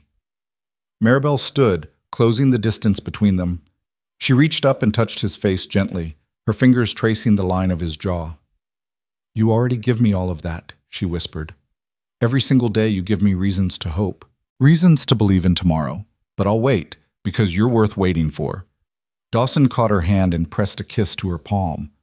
"Then let's survive tomorrow first. Everything else can come after." They stood there in the firelight, holding each other as the stars wheeled overhead and the desert wind sang through the canyon walls. Somewhere out there, danger was hunting them. Somewhere out there, a man with money and power was trying to tear their fragile family apart. But here, in this moment, they had each other. And for now, that was enough. As dawn broke over the canyon, painting the rocks in shades of gold and crimson, Dawson woke them and began preparations for the ride to Red Rock. It was a gamble, walking straight into town when there were people looking for them. But hiding had bought them time to think, and now it was time to act. He saddled the horses while Maribel helped Tessa dress and eat a quick breakfast. The girl was quieter than usual, sensing the tension in the adults around her. "Are we going to see the judge now?" she asked as Dawson lifted her onto his horse. "We are. And I need you to be very brave today, Tessa. Can you do that?" "I can be brave. I was brave in the desert, wasn't I?" "You were the bravest," Dawson confirmed. "And today, I need you to be brave again. The judge is going to ask you questions about what happened, about the men who hurt your family, about everything. And I need you to tell him the truth, even if it's scary to remember. Can you do that?" Tessa's lower lip trembled, but she nodded. "I can tell the truth. Mama says truth is always better than lies, even when truth is hard." "Your mama's a smart woman," Dawson said, helping Maribel mount her horse. Ready? No, Maribel admitted, but let's go anyway. They rode out of the canyon as the sun climbed higher, leaving behind the temporary safety they'd found there. The journey to Red Rock would take most of the day, and every mile brought new dangers. They might run into Silas Morrow's men. They might be arrested on sight. They might find that the judge had already been compromised. But they rode anyway, because sometimes the only way out was through, and because they'd chosen to face it together. The ride to Red Rock was tense and silent, broken only by Tessa's occasional questions about what they'd say to the judge. Dawson kept his eyes constantly scanning the horizon, looking for riders, for dust clouds, for any sign that they'd been spotted. Maribel rode beside him, her face set in determined lines despite the pain he knew she must be feeling from the long journey on horseback. They reached the outskirts of town around noon, and Dawson pulled them to a stop behind a stand of cottonwoods to survey the situation. Red Rock was bigger than the settlements near his ranch. Maybe 200 people called it home, with a proper main street, a courthouse, several saloons, and even a small hotel. From their vantage point, Dawson could see the usual midday activity: wagons rolling through, men gathered outside the general store, women with their shopping baskets. And there, tied to the hitching post outside the courthouse, were 3 horses that made his blood run cold. Expensive horses, well-groomed and outfitted with fancy tack that screamed money and Eastern refinement. "They're already here," Maribel whispered, following his gaze. "Looks that way." Dawson's mind raced through options. They could turn around, head back to the canyon, buy themselves more time. But time for what? The longer they waited, the more Silas Morrow could poison the well, spreading his version of events to anyone who'd listen. "We keep going," Dawson decided. "We face this now, on our terms. What if the judge has already sided with them? Then we'll know where we stand. But Judge Blackwood, he's a fair man, or he was, last time I dealt with him. That was 5 years ago when I testified in a land dispute case. He ruled based on evidence, not money. I have to believe he's still that man." Maribel reached across the space between their horses and took his hand. "Whatever happens, we face it together. You promised." "And I keep my promises," Dawson said, squeezing her hand before releasing it. He looked down at Tessa, who sat in front of him, unusually quiet. "Hey, kid, you remember what we talked about? About being brave and telling the truth?" "I remember." "Good girl. Now, when we get in there, some things might be said that are scary or confusing, but I need you to trust that your mama and I are going to handle it. Can you do that?" Tessa twisted around to look up at him, her dark eyes serious. "Are you going to marry my mama?" The question caught Dawson completely off guard. Behind him, he heard Maribel's sharp intake of breath. "Tessa," Maribel said, "that's not... This isn't the time." "But I heard you talking last night," Tessa said, looking between them. "Dawson said he wanted to ask you something when everything was over. That's what people say before they ask about marrying, isn't it? Mrs. Ortiz told me that when I asked why her daughter was so happy all the time." To see, Dawson felt heat rise in his face. "Tessa, that's a conversation for later. Right now we need to focus on..." "I think we should get married," Tessa continued as if he hadn't spoken. "Because then we'd be a real family and nobody could take me away because you'd be my papa. That's how it works, right? If you marry mama, you become my papa?" The simple logic of a child cutting through all the complexity and fear straight to the heart of the matter. Dawson looked at Maribel and saw his own stunned realization reflected in her eyes. "She's right," Maribel said slowly. "If we were married, if you legally adopted Tessa, Silas Morrow would have no claim. The inheritance might still be an issue, but he couldn't argue that I'm an unfit mother or that Tessa needs to be removed from my custody." "We can't get married just to solve a legal problem," Dawson protested, even as part of his mind was already calculating the angles. It wouldn't be right." "Why not?" Maribel's voice was steady now, gaining strength. "You said you wanted to ask me something when this was over. You said you wanted to do it right, to give me a real choice. Well, this is a real choice, Dawson. Choose us. Choose this family we're building. Choose right now, before we walk into that courthouse and face whatever's waiting there." "Maribel, I love you," she said simply. I know it's fast and crazy and probably foolish, but I love you. I love the way you check on us at night when you think we're sleeping. I love how you carved Tessa's name in wood. I love that you're willing to fight the whole world to keep us safe. And I want to marry you, Dawson Reeve. Not because it's legally convenient, but because I can't imagine my life without you in it anymore. Dawson felt like someone had knocked the air from his lungs. He looked at Maribel, at her fierce determination, at the love shining in her eyes, and then at Tessa, who was watching him with hopeful expectation. I don't have a ring, he said, which was possibly the stupidest thing he could have said given the circumstances. Maribel laughed, a sound that was half sob. I don't need a ring, I need you. And I need a papa, Tessa added helpfully. A real papa who'll teach me about horses and protect us from bad men and love Mama the way she deserves. Dawson closed his eyes, feeling the last of his resistance crumble. He'd been alone for 7 years, building walls and keeping the world at arm's length. These two had torn through his defenses in a matter of weeks, and now they were offering him something he'd thought he'd never have again. A family, a purpose, a reason to believe in tomorrow. All right, he said, opening his eyes.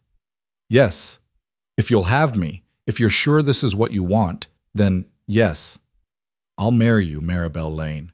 And Tessa, he looked down at the girl. I'd be honored to be your papa. Tessa let out a whoop of joy and threw her arms around him, nearly unseating them both from the horse. Maribel was crying now, tears streaming down her face, but she was smiling too. The biggest, brightest smile Dawson had ever seen. But we're doing this properly, Dawson said, his practical side reasserting itself. Which means we need a preacher and witnesses and legal documents. Judge Blackwood can probably help with that, assuming he doesn't throw us in jail first. Then let's go ask him, Maribel said, wiping her eyes. Let's go face whatever's waiting in that courthouse. Together, as a family. They rode into town slowly, very aware of the stares they attracted. Word had clearly spread about the missing widow and child, and 3 strangers riding in together was bound to draw attention. Dawson kept his hand near his rifle, ready for trouble, as they approached the courthouse. The building was 2 stories of whitewashed adobe with a bell tower that doubled as a lookout.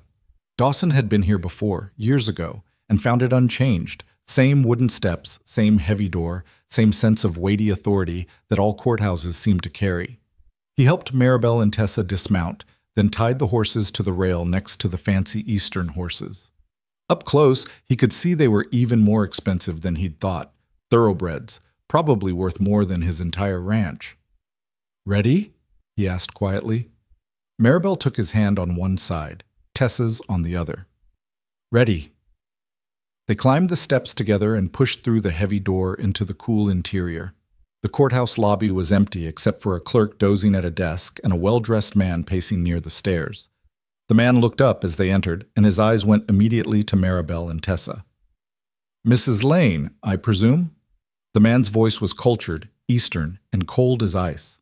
I'm Silas Morrow, attorney representing the Lane family estate. I've been searching for you. He was tall and lean, probably in his 40s, with silver hair and the kind of face that looked like it had been carved from marble. All sharp angles and no warmth.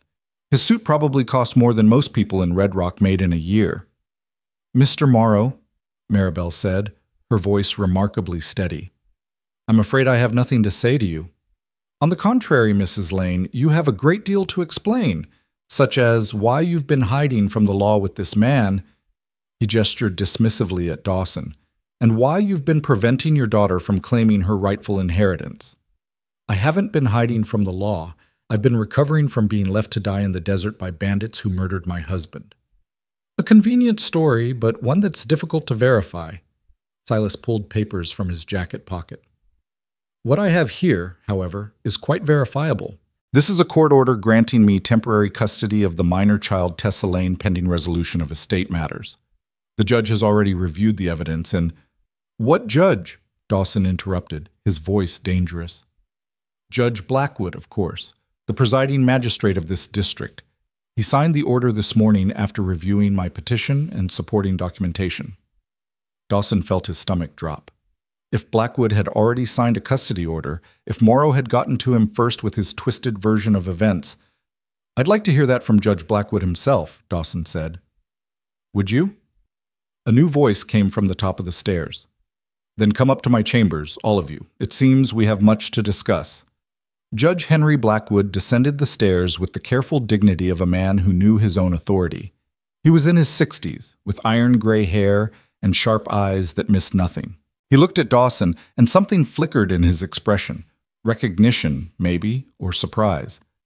Dawson Reeve, I heard you were involved in this matter. Didn't quite believe it until now. He turned his gaze to Maribel and Tessa. Mrs. Lane, Miss Lane, please come to my chambers. Mr. Morrow, you as well. They climbed the stairs in tense silence and filed into the judge's chambers, a spacious room lined with law books and dominated by a massive desk. Blackwood settled into his chair and gestured for everyone else to sit. Dawson remained standing, positioning himself between Maribel and Silas Morrow. Now then, Blackwood said, steepling his fingers.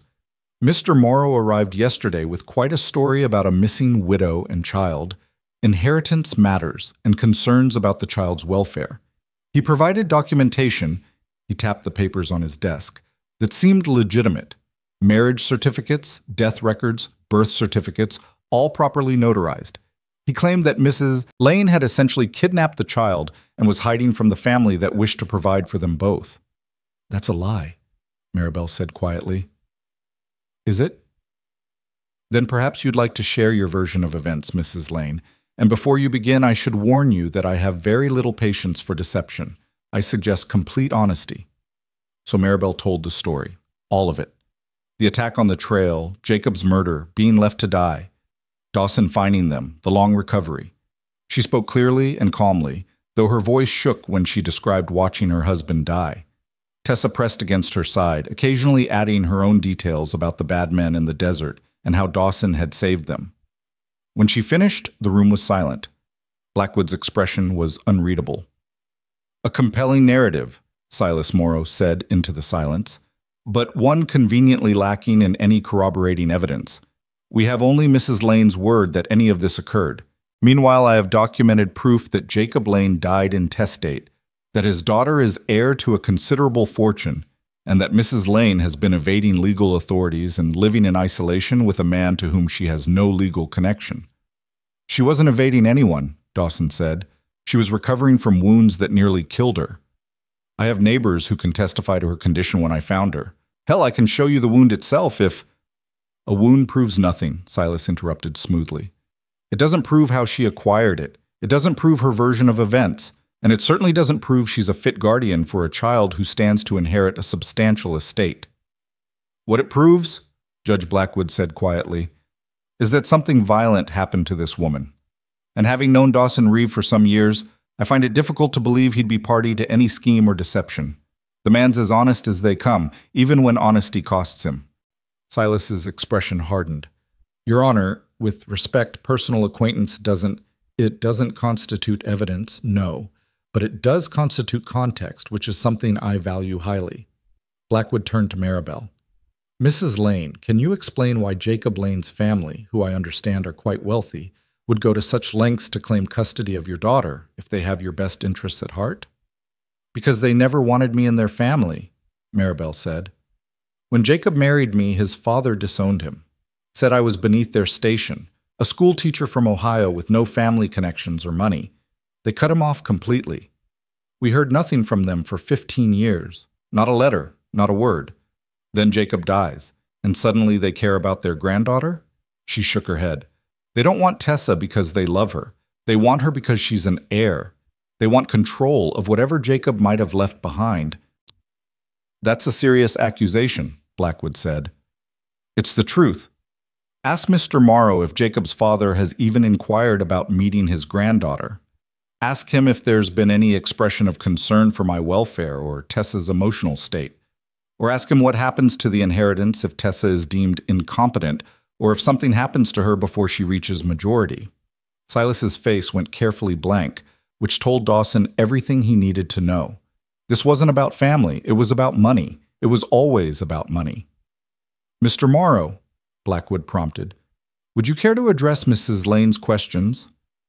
The specifics of the estate planning are confidential matters between, which means they benefit someone other than the child, Dawson interrupted. Your Honor, this man didn't come here out of concern for Tessa's welfare. He came here to take control of a child so he can control her inheritance. Everything else is just legal window dressing. Blackwood was quiet for a long moment, his eyes moving between the faces in the room. Finally, he sighed and reached for the document on his desk. The custody order Silas had mentioned. Mr. Morrow provided me with convincing documentation this morning. Documentation that suggested Mrs. Lane was unstable, potentially dangerous, and certainly unfit to raise a child alone in her current circumstances. He picked up the paper, and Dawson's heart sank. However, having now heard from Mrs. Lane herself, and having evaluated her demeanor and credibility, and particularly having considered the testimony of young Tessa here, who seems quite clear about what happened to her family, I find myself reconsidering my earlier decision. Hope flared in Dawson's chest. Your Honor, Silas said, his voice tight with barely controlled anger. You signed that order. It's legally binding. You cannot simply— I can do whatever I deem to be in the best interests of justice, Blackwood said sharply. That's what judges do, Mr. Morrow. We evaluate evidence and make decisions. And when new evidence suggests our initial decision was flawed, we correct course. He picked up the custody order and, in a deliberate motion that made Silas go pale, tore it in half. There is no custody order, Blackwood said. Mrs. Lane retains full custody of her daughter. As for the inheritance matters, those are civil issues that will need to be resolved through proper probate channels. But that's a matter for the courts in whatever jurisdiction Jacob Lane's estate falls under, not for this court. Your Honor, this is highly irregular. What's irregular, Mr. Morrow, is you showing up in my district with documents and accusations trying to separate a mother from her child based on nothing more than legal technicalities and wealthy family connections. Blackwood's voice hardened. I don't appreciate being used as a tool for what is clearly a money grab. The Lane family wants access to their granddaughter. Let them petition properly through the right channels. Let them demonstrate genuine concern for the child's welfare. Until then, Tessa stays with her mother. Silas stood abruptly, his face flushed with anger. This isn't over. I'll appeal this decision. I'll take it to the territorial court. The Lane family has resources you can't imagine, and they will not be denied what is rightfully— Get out of my chambers, Blackwood said quietly, before I hold you in contempt. For a moment, Dawson thought Silas might actually argue, but then the lawyer gathered his papers with sharp, angry movements and stalked toward the door. He paused at the threshold and looked back at Maribel. You've won nothing here, Mrs. Lane. This is a temporary setback. The Lane family will have their granddaughter, one way or another. It's only a question of time. Then he was gone, his footsteps echoing down the stairs, followed by the slam of the courthouse door. The silence he left behind was almost painful. Maribel was shaking, tears streaming down her face. Tessa had her face buried in her mother's skirt. Dawson felt his own hands trembling with released tension. Thank you, Maribel whispered. Your Honor, thank you. Don't thank me yet, Blackwood said, his expression troubled. Mr. Morrow was right about one thing. This isn't over. The Lane family has money and influence, and they can make your life very difficult if they choose to. You need to be prepared for a long legal battle. Then we'll fight it, Dawson said, as long as it takes. Blackwood's eyes sharpened as he looked at Dawson. As we? And what exactly is your role in this family, Reeve? I'm the man who's going to marry Mrs. Lane, if she'll still have me after all this. Dawson looked at Maribel, who was staring at him with wide eyes. That is, if Your Honor would be willing to perform the ceremony. Today, if possible. Today? Blackwood raised an eyebrow. That's rather sudden. With respect, Your Honor, there's nothing sudden about it. I've known for a while now that I wanted this. I was just too stubborn to admit it. Dawson turned to face Maribel fully, taking her hands in his. I know this isn't the proposal I wanted to give you. There's no pretty words prepared, no ring, no fancy setting. But I love you, Maribel. I love your strength and your courage and the way you've fought for your daughter against impossible odds. I love how you've made my empty cabin feel like a home. And I want to spend whatever time I have left on this earth making sure you and Tessa are safe and loved and happy. Maribel was crying in earnest now. Yes, she managed. Yes, of course, yes. And Tessa... Dawson looked down at the girl, who was watching him with shining eyes. I want to adopt you legally, make you my daughter in every way that matters. Would that be all right with you? You'd really be my papa? For real? For real? Forever. Tessa launched herself at him with enough force to nearly knock him over. He caught her and held on, feeling her small arms wrap around his neck in a fierce hug. I'd like that very much, she whispered against his shoulder. Papa. The word hit Dawson like a physical blow. Papa. He was going to be someone's papa again. The thought was terrifying and wonderful in equal measure. Well then, Judge Blackwood said, and Dawson could have sworn he saw the corners of the old judge's mouth twitch upward. I suppose I'm performing a wedding today, though we'll need witnesses. Mrs. Henderson, he raised his voice, could you fetch Pastor Williams and his wife? Tell them we have a wedding that needs performing immediately. The clerk appeared in the doorway, her eyes wide with curiosity. A wedding, Your Honor? Yes, yes, and bring the adoption papers as well. Might as well handle everything at once. 20 minutes later, they stood in the courthouse lobby with Pastor Williams, a kindly man in his 70s who'd married half the territory, and his wife as witnesses. Judge Blackwood presided. The legal documents spread on the clerk's desk. This is highly irregular, the pastor said, but he was smiling. But then again, love usually is. Shall we begin? The ceremony was simple and quick, but no less meaningful for its brevity. Pastor Williams spoke about commitment and faith, about choosing to love someone every day regardless of circumstances. Dawson barely heard the words, too focused on Maribel's face, on the joy and hope and love shining in her eyes. Do you, Dawson Reeve, take this woman to be your lawfully wedded wife, to have and to hold from this day forward, for better or worse, for richer or poorer, in sickness and in health, until death do you part? I do, Dawson said, his voice steady and sure. And do you, Maribel Rose Lane, take this man to be your lawfully wedded husband, to have and to hold from this day forward, for better or worse, for richer or poorer, in sickness and in health, until death do you part? I do, Maribel whispered. Then by the power vested in me by the Arizona Territory and Almighty God, I pronounce you husband and wife. You may kiss your bride. Dawson cupped Maribel's face in his hands and kissed her gently, aware of Tessa watching, aware of witnesses, aware that this moment was changing everything. When they pulled apart, both of them were smiling through tears. Now then, Judge Blackwood said, all business again. The adoption papers. Dawson Reeve, do you swear to take legal responsibility for the minor child Tessa Lane, to provide for her welfare, to raise her as your own daughter, and to protect her rights and interests to the best of your ability? I do, Dawson said, looking down at Tessa. And Tessa Lane, do you consent to be adopted by Dawson Reeve, to take his name as your own, and to accept him as your legal father? I do, Tessa said, bouncing on her toes. Then it's done. Blackwood signed the documents with a flourish. Tessa Lane is now Tessa Reeve, daughter of Dawson and Maribel Reeve. The adoption is final and binding. He handed the papers to Dawson, who took them with shaking hands. Just like that, his life had changed completely. He had a wife. He had a daughter. He had a family. One more thing, Blackwood said quietly, pulling Dawson aside while Maribel and Tessa embraced. Silas Morrow wasn't bluffing. The Lane family will appeal this. They'll try every legal avenue they can think of to get custody of that child. You need to be prepared for a fight. I am prepared, Dawson said. Good. Because they're not going to play fair. Men with that kind of money never do. Blackwood paused, then added, but you've got something they don't.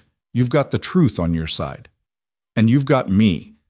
If they try anything in my jurisdiction, I'll make sure they regret it. Thank you, Your Honor, for everything. Don't thank me. Just take care of your family. And Dawson? Blackwood's expression softened. I'm glad to see you found something worth living for again. Maria would have wanted that for you. The mention of his first wife should have hurt, should have filled him with guilt or shame.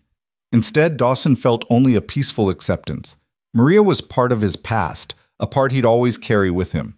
But Maribel and Tessa were his future, and he was finally ready to embrace that. They left the courthouse as a family, husband, wife, and daughter. The sun was bright overhead, and the street was busy with afternoon traffic.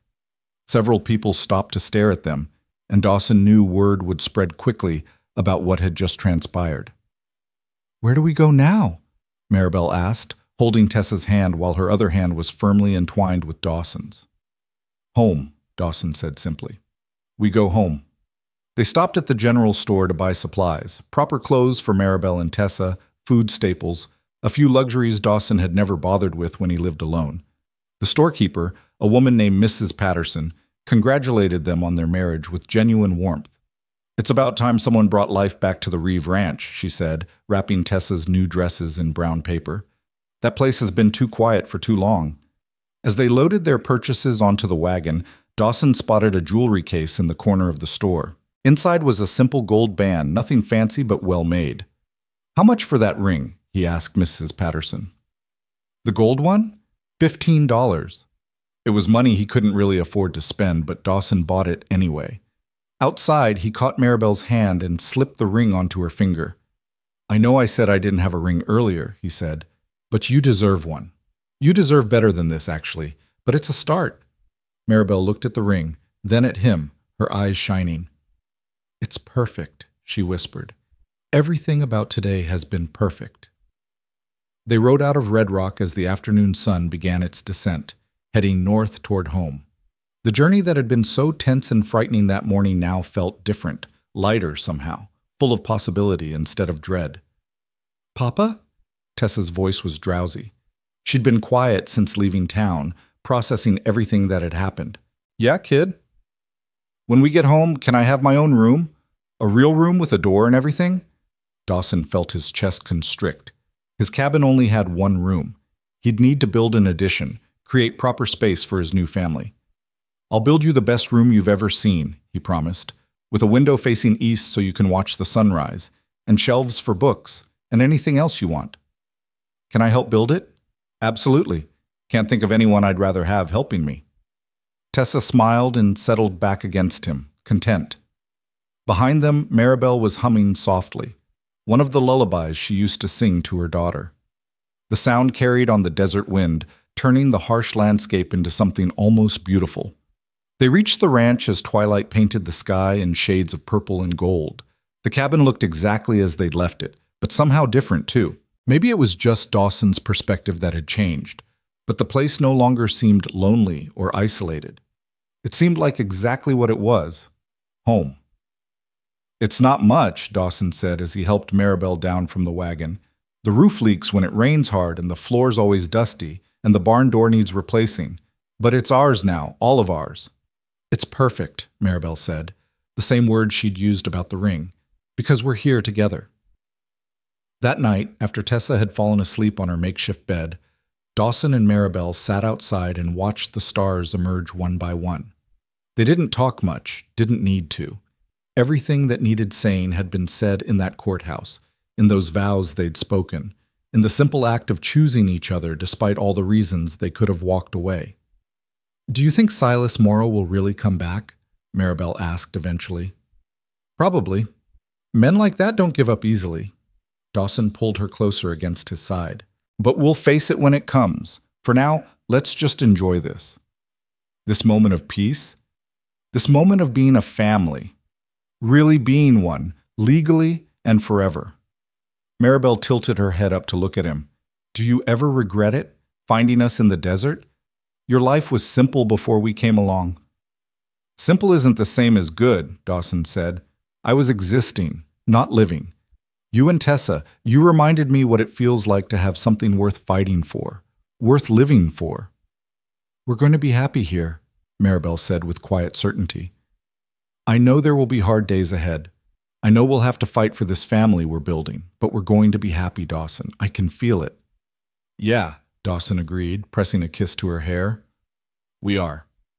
The weeks that followed fell into a new rhythm. Dawson began construction on the addition to the cabin, working in the early mornings and late evenings to expand their living space. Tessa helped when she could, handing him tools and chattering constantly about everything and nothing.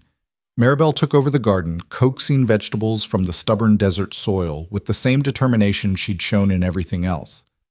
Samuel and Margaret Ortiz came to visit, bringing food and congratulations and genuine happiness at seeing Dawson's transformation from solitary rancher to family man.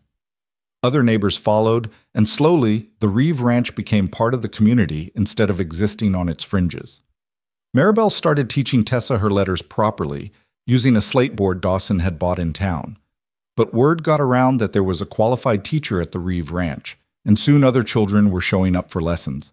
Before long, Maribel had a small school running out of the barn, with parents paying what they could, sometimes money, sometimes goods, sometimes just gratitude. 3 months after the wedding, a letter arrived from the territorial court. Silas Morrow had filed an appeal, but it had been denied. The Lane family was welcome to petition for visitation rights, the court said, but custody would remain with the adoptive parents. The case was closed.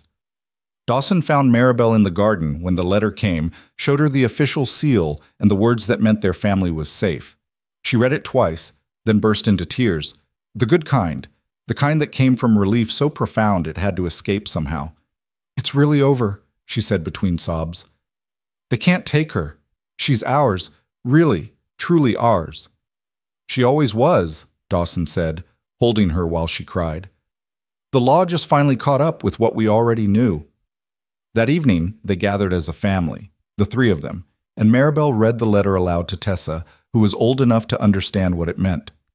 "So I get to stay here forever?" Tessa asked. "With you and Papa, forever and ever?" "Forever and ever," Maribel confirmed. "This is your home now, home. You're Tessa Reeve, daughter of this family, and nothing will ever change that." Tessa threw her arms around both of them, and they held each other as the sun set outside, painting their small cabin in golden light.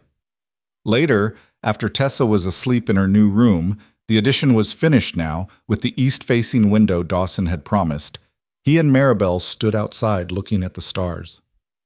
"Do you remember what you said to me?" Maribel asked. "That first day in the desert, when you found us?" "I said a lot of things." "You said, 'You're coming with me, kid.' To Tessa, like it was the simplest thing in the world, deciding to save two strangers' lives." She turned to face him. "That moment changed everything. Changed all three of our lives." "I couldn't leave you there," Dawson said simply. "Once I saw you, there was never a choice. It was always going to be this." "Always?" "Always." He pulled her into his arms, holding her close. "I didn't know it then, but I was finding my way home that day. I just didn't realize home could be two people instead of a place." They stood there under the stars, two people who'd found each other in the worst circumstances and chosen to build something beautiful from the wreckage of their pasts. Around them, the desert stretched vast and unforgiving, but here, in this small circle of land they'd claimed as their own, there was warmth and safety and love. Inside the cabin, Tessa stirred in her sleep and called out, not in fear or nightmare, but just checking that her parents were near. Dawson and Maribel went to her together, found her half awake in her bed. "Just making sure you were here," Tessa mumbled, already drifting back to sleep. "We're here," Dawson said softly. "We'll always be here." He meant it. After years of running from connection, of hiding from the possibility of loss, he'd finally learned that love was worth the risk. That family, messy and complicated and terrifying as it could be, was worth fighting for. 6 months later, Dawson hung a new sign across the ranch gate. Margaret had painted it for them as a housewarming gift, the letters carved deep and true into the wood. "The Reeve family, 3 hearts, 1 home." Tessa traced the letters with her finger, sounding them out carefully. She was reading well now, devouring every book Maribel could find for her. "3 hearts," she said. "That's us." "That's us," Dawson agreed, lifting her onto his shoulders so she could see the sign better. "Forever." Below them, Maribel stood with her hand shading her eyes, watching her family with a smile that never seemed to fade these days. She thought about everything they'd survived, the attack, the desert, the fever, the threat of separation. All of it had led them here, to this moment, to this family that shouldn't exist but did anyway. "Come on," she called, Dinner's ready. They walked back to the cabin together, Tessa riding high on Dawson's shoulders, Maribel's hand in his free one. Behind them, the sign swayed gently in the evening breeze, its message clear for anyone who passed by. 3 hearts, 1 home. A family built not from blood or convenience, but from choice, from courage, from the stubborn refusal to give up on each other even when the whole world seemed determined to tear them apart. The girl Dawson had found guarding her mother's body in the desert was thriving now, growing strong and confident under the protection of 2 parents who would fight heaven and earth to keep her safe. The woman he'd saved from death was flourishing, her smile coming easier, her laughter ringing through the cabin at all hours. And Dawson himself, the broken widower who'd thought his chance at family had died 7 years ago, had learned that sometimes the heart could heal if you let it. That sometimes love came back around when you were brave enough to reach for it. They were the Reeve family now. 3 hearts, 1 home.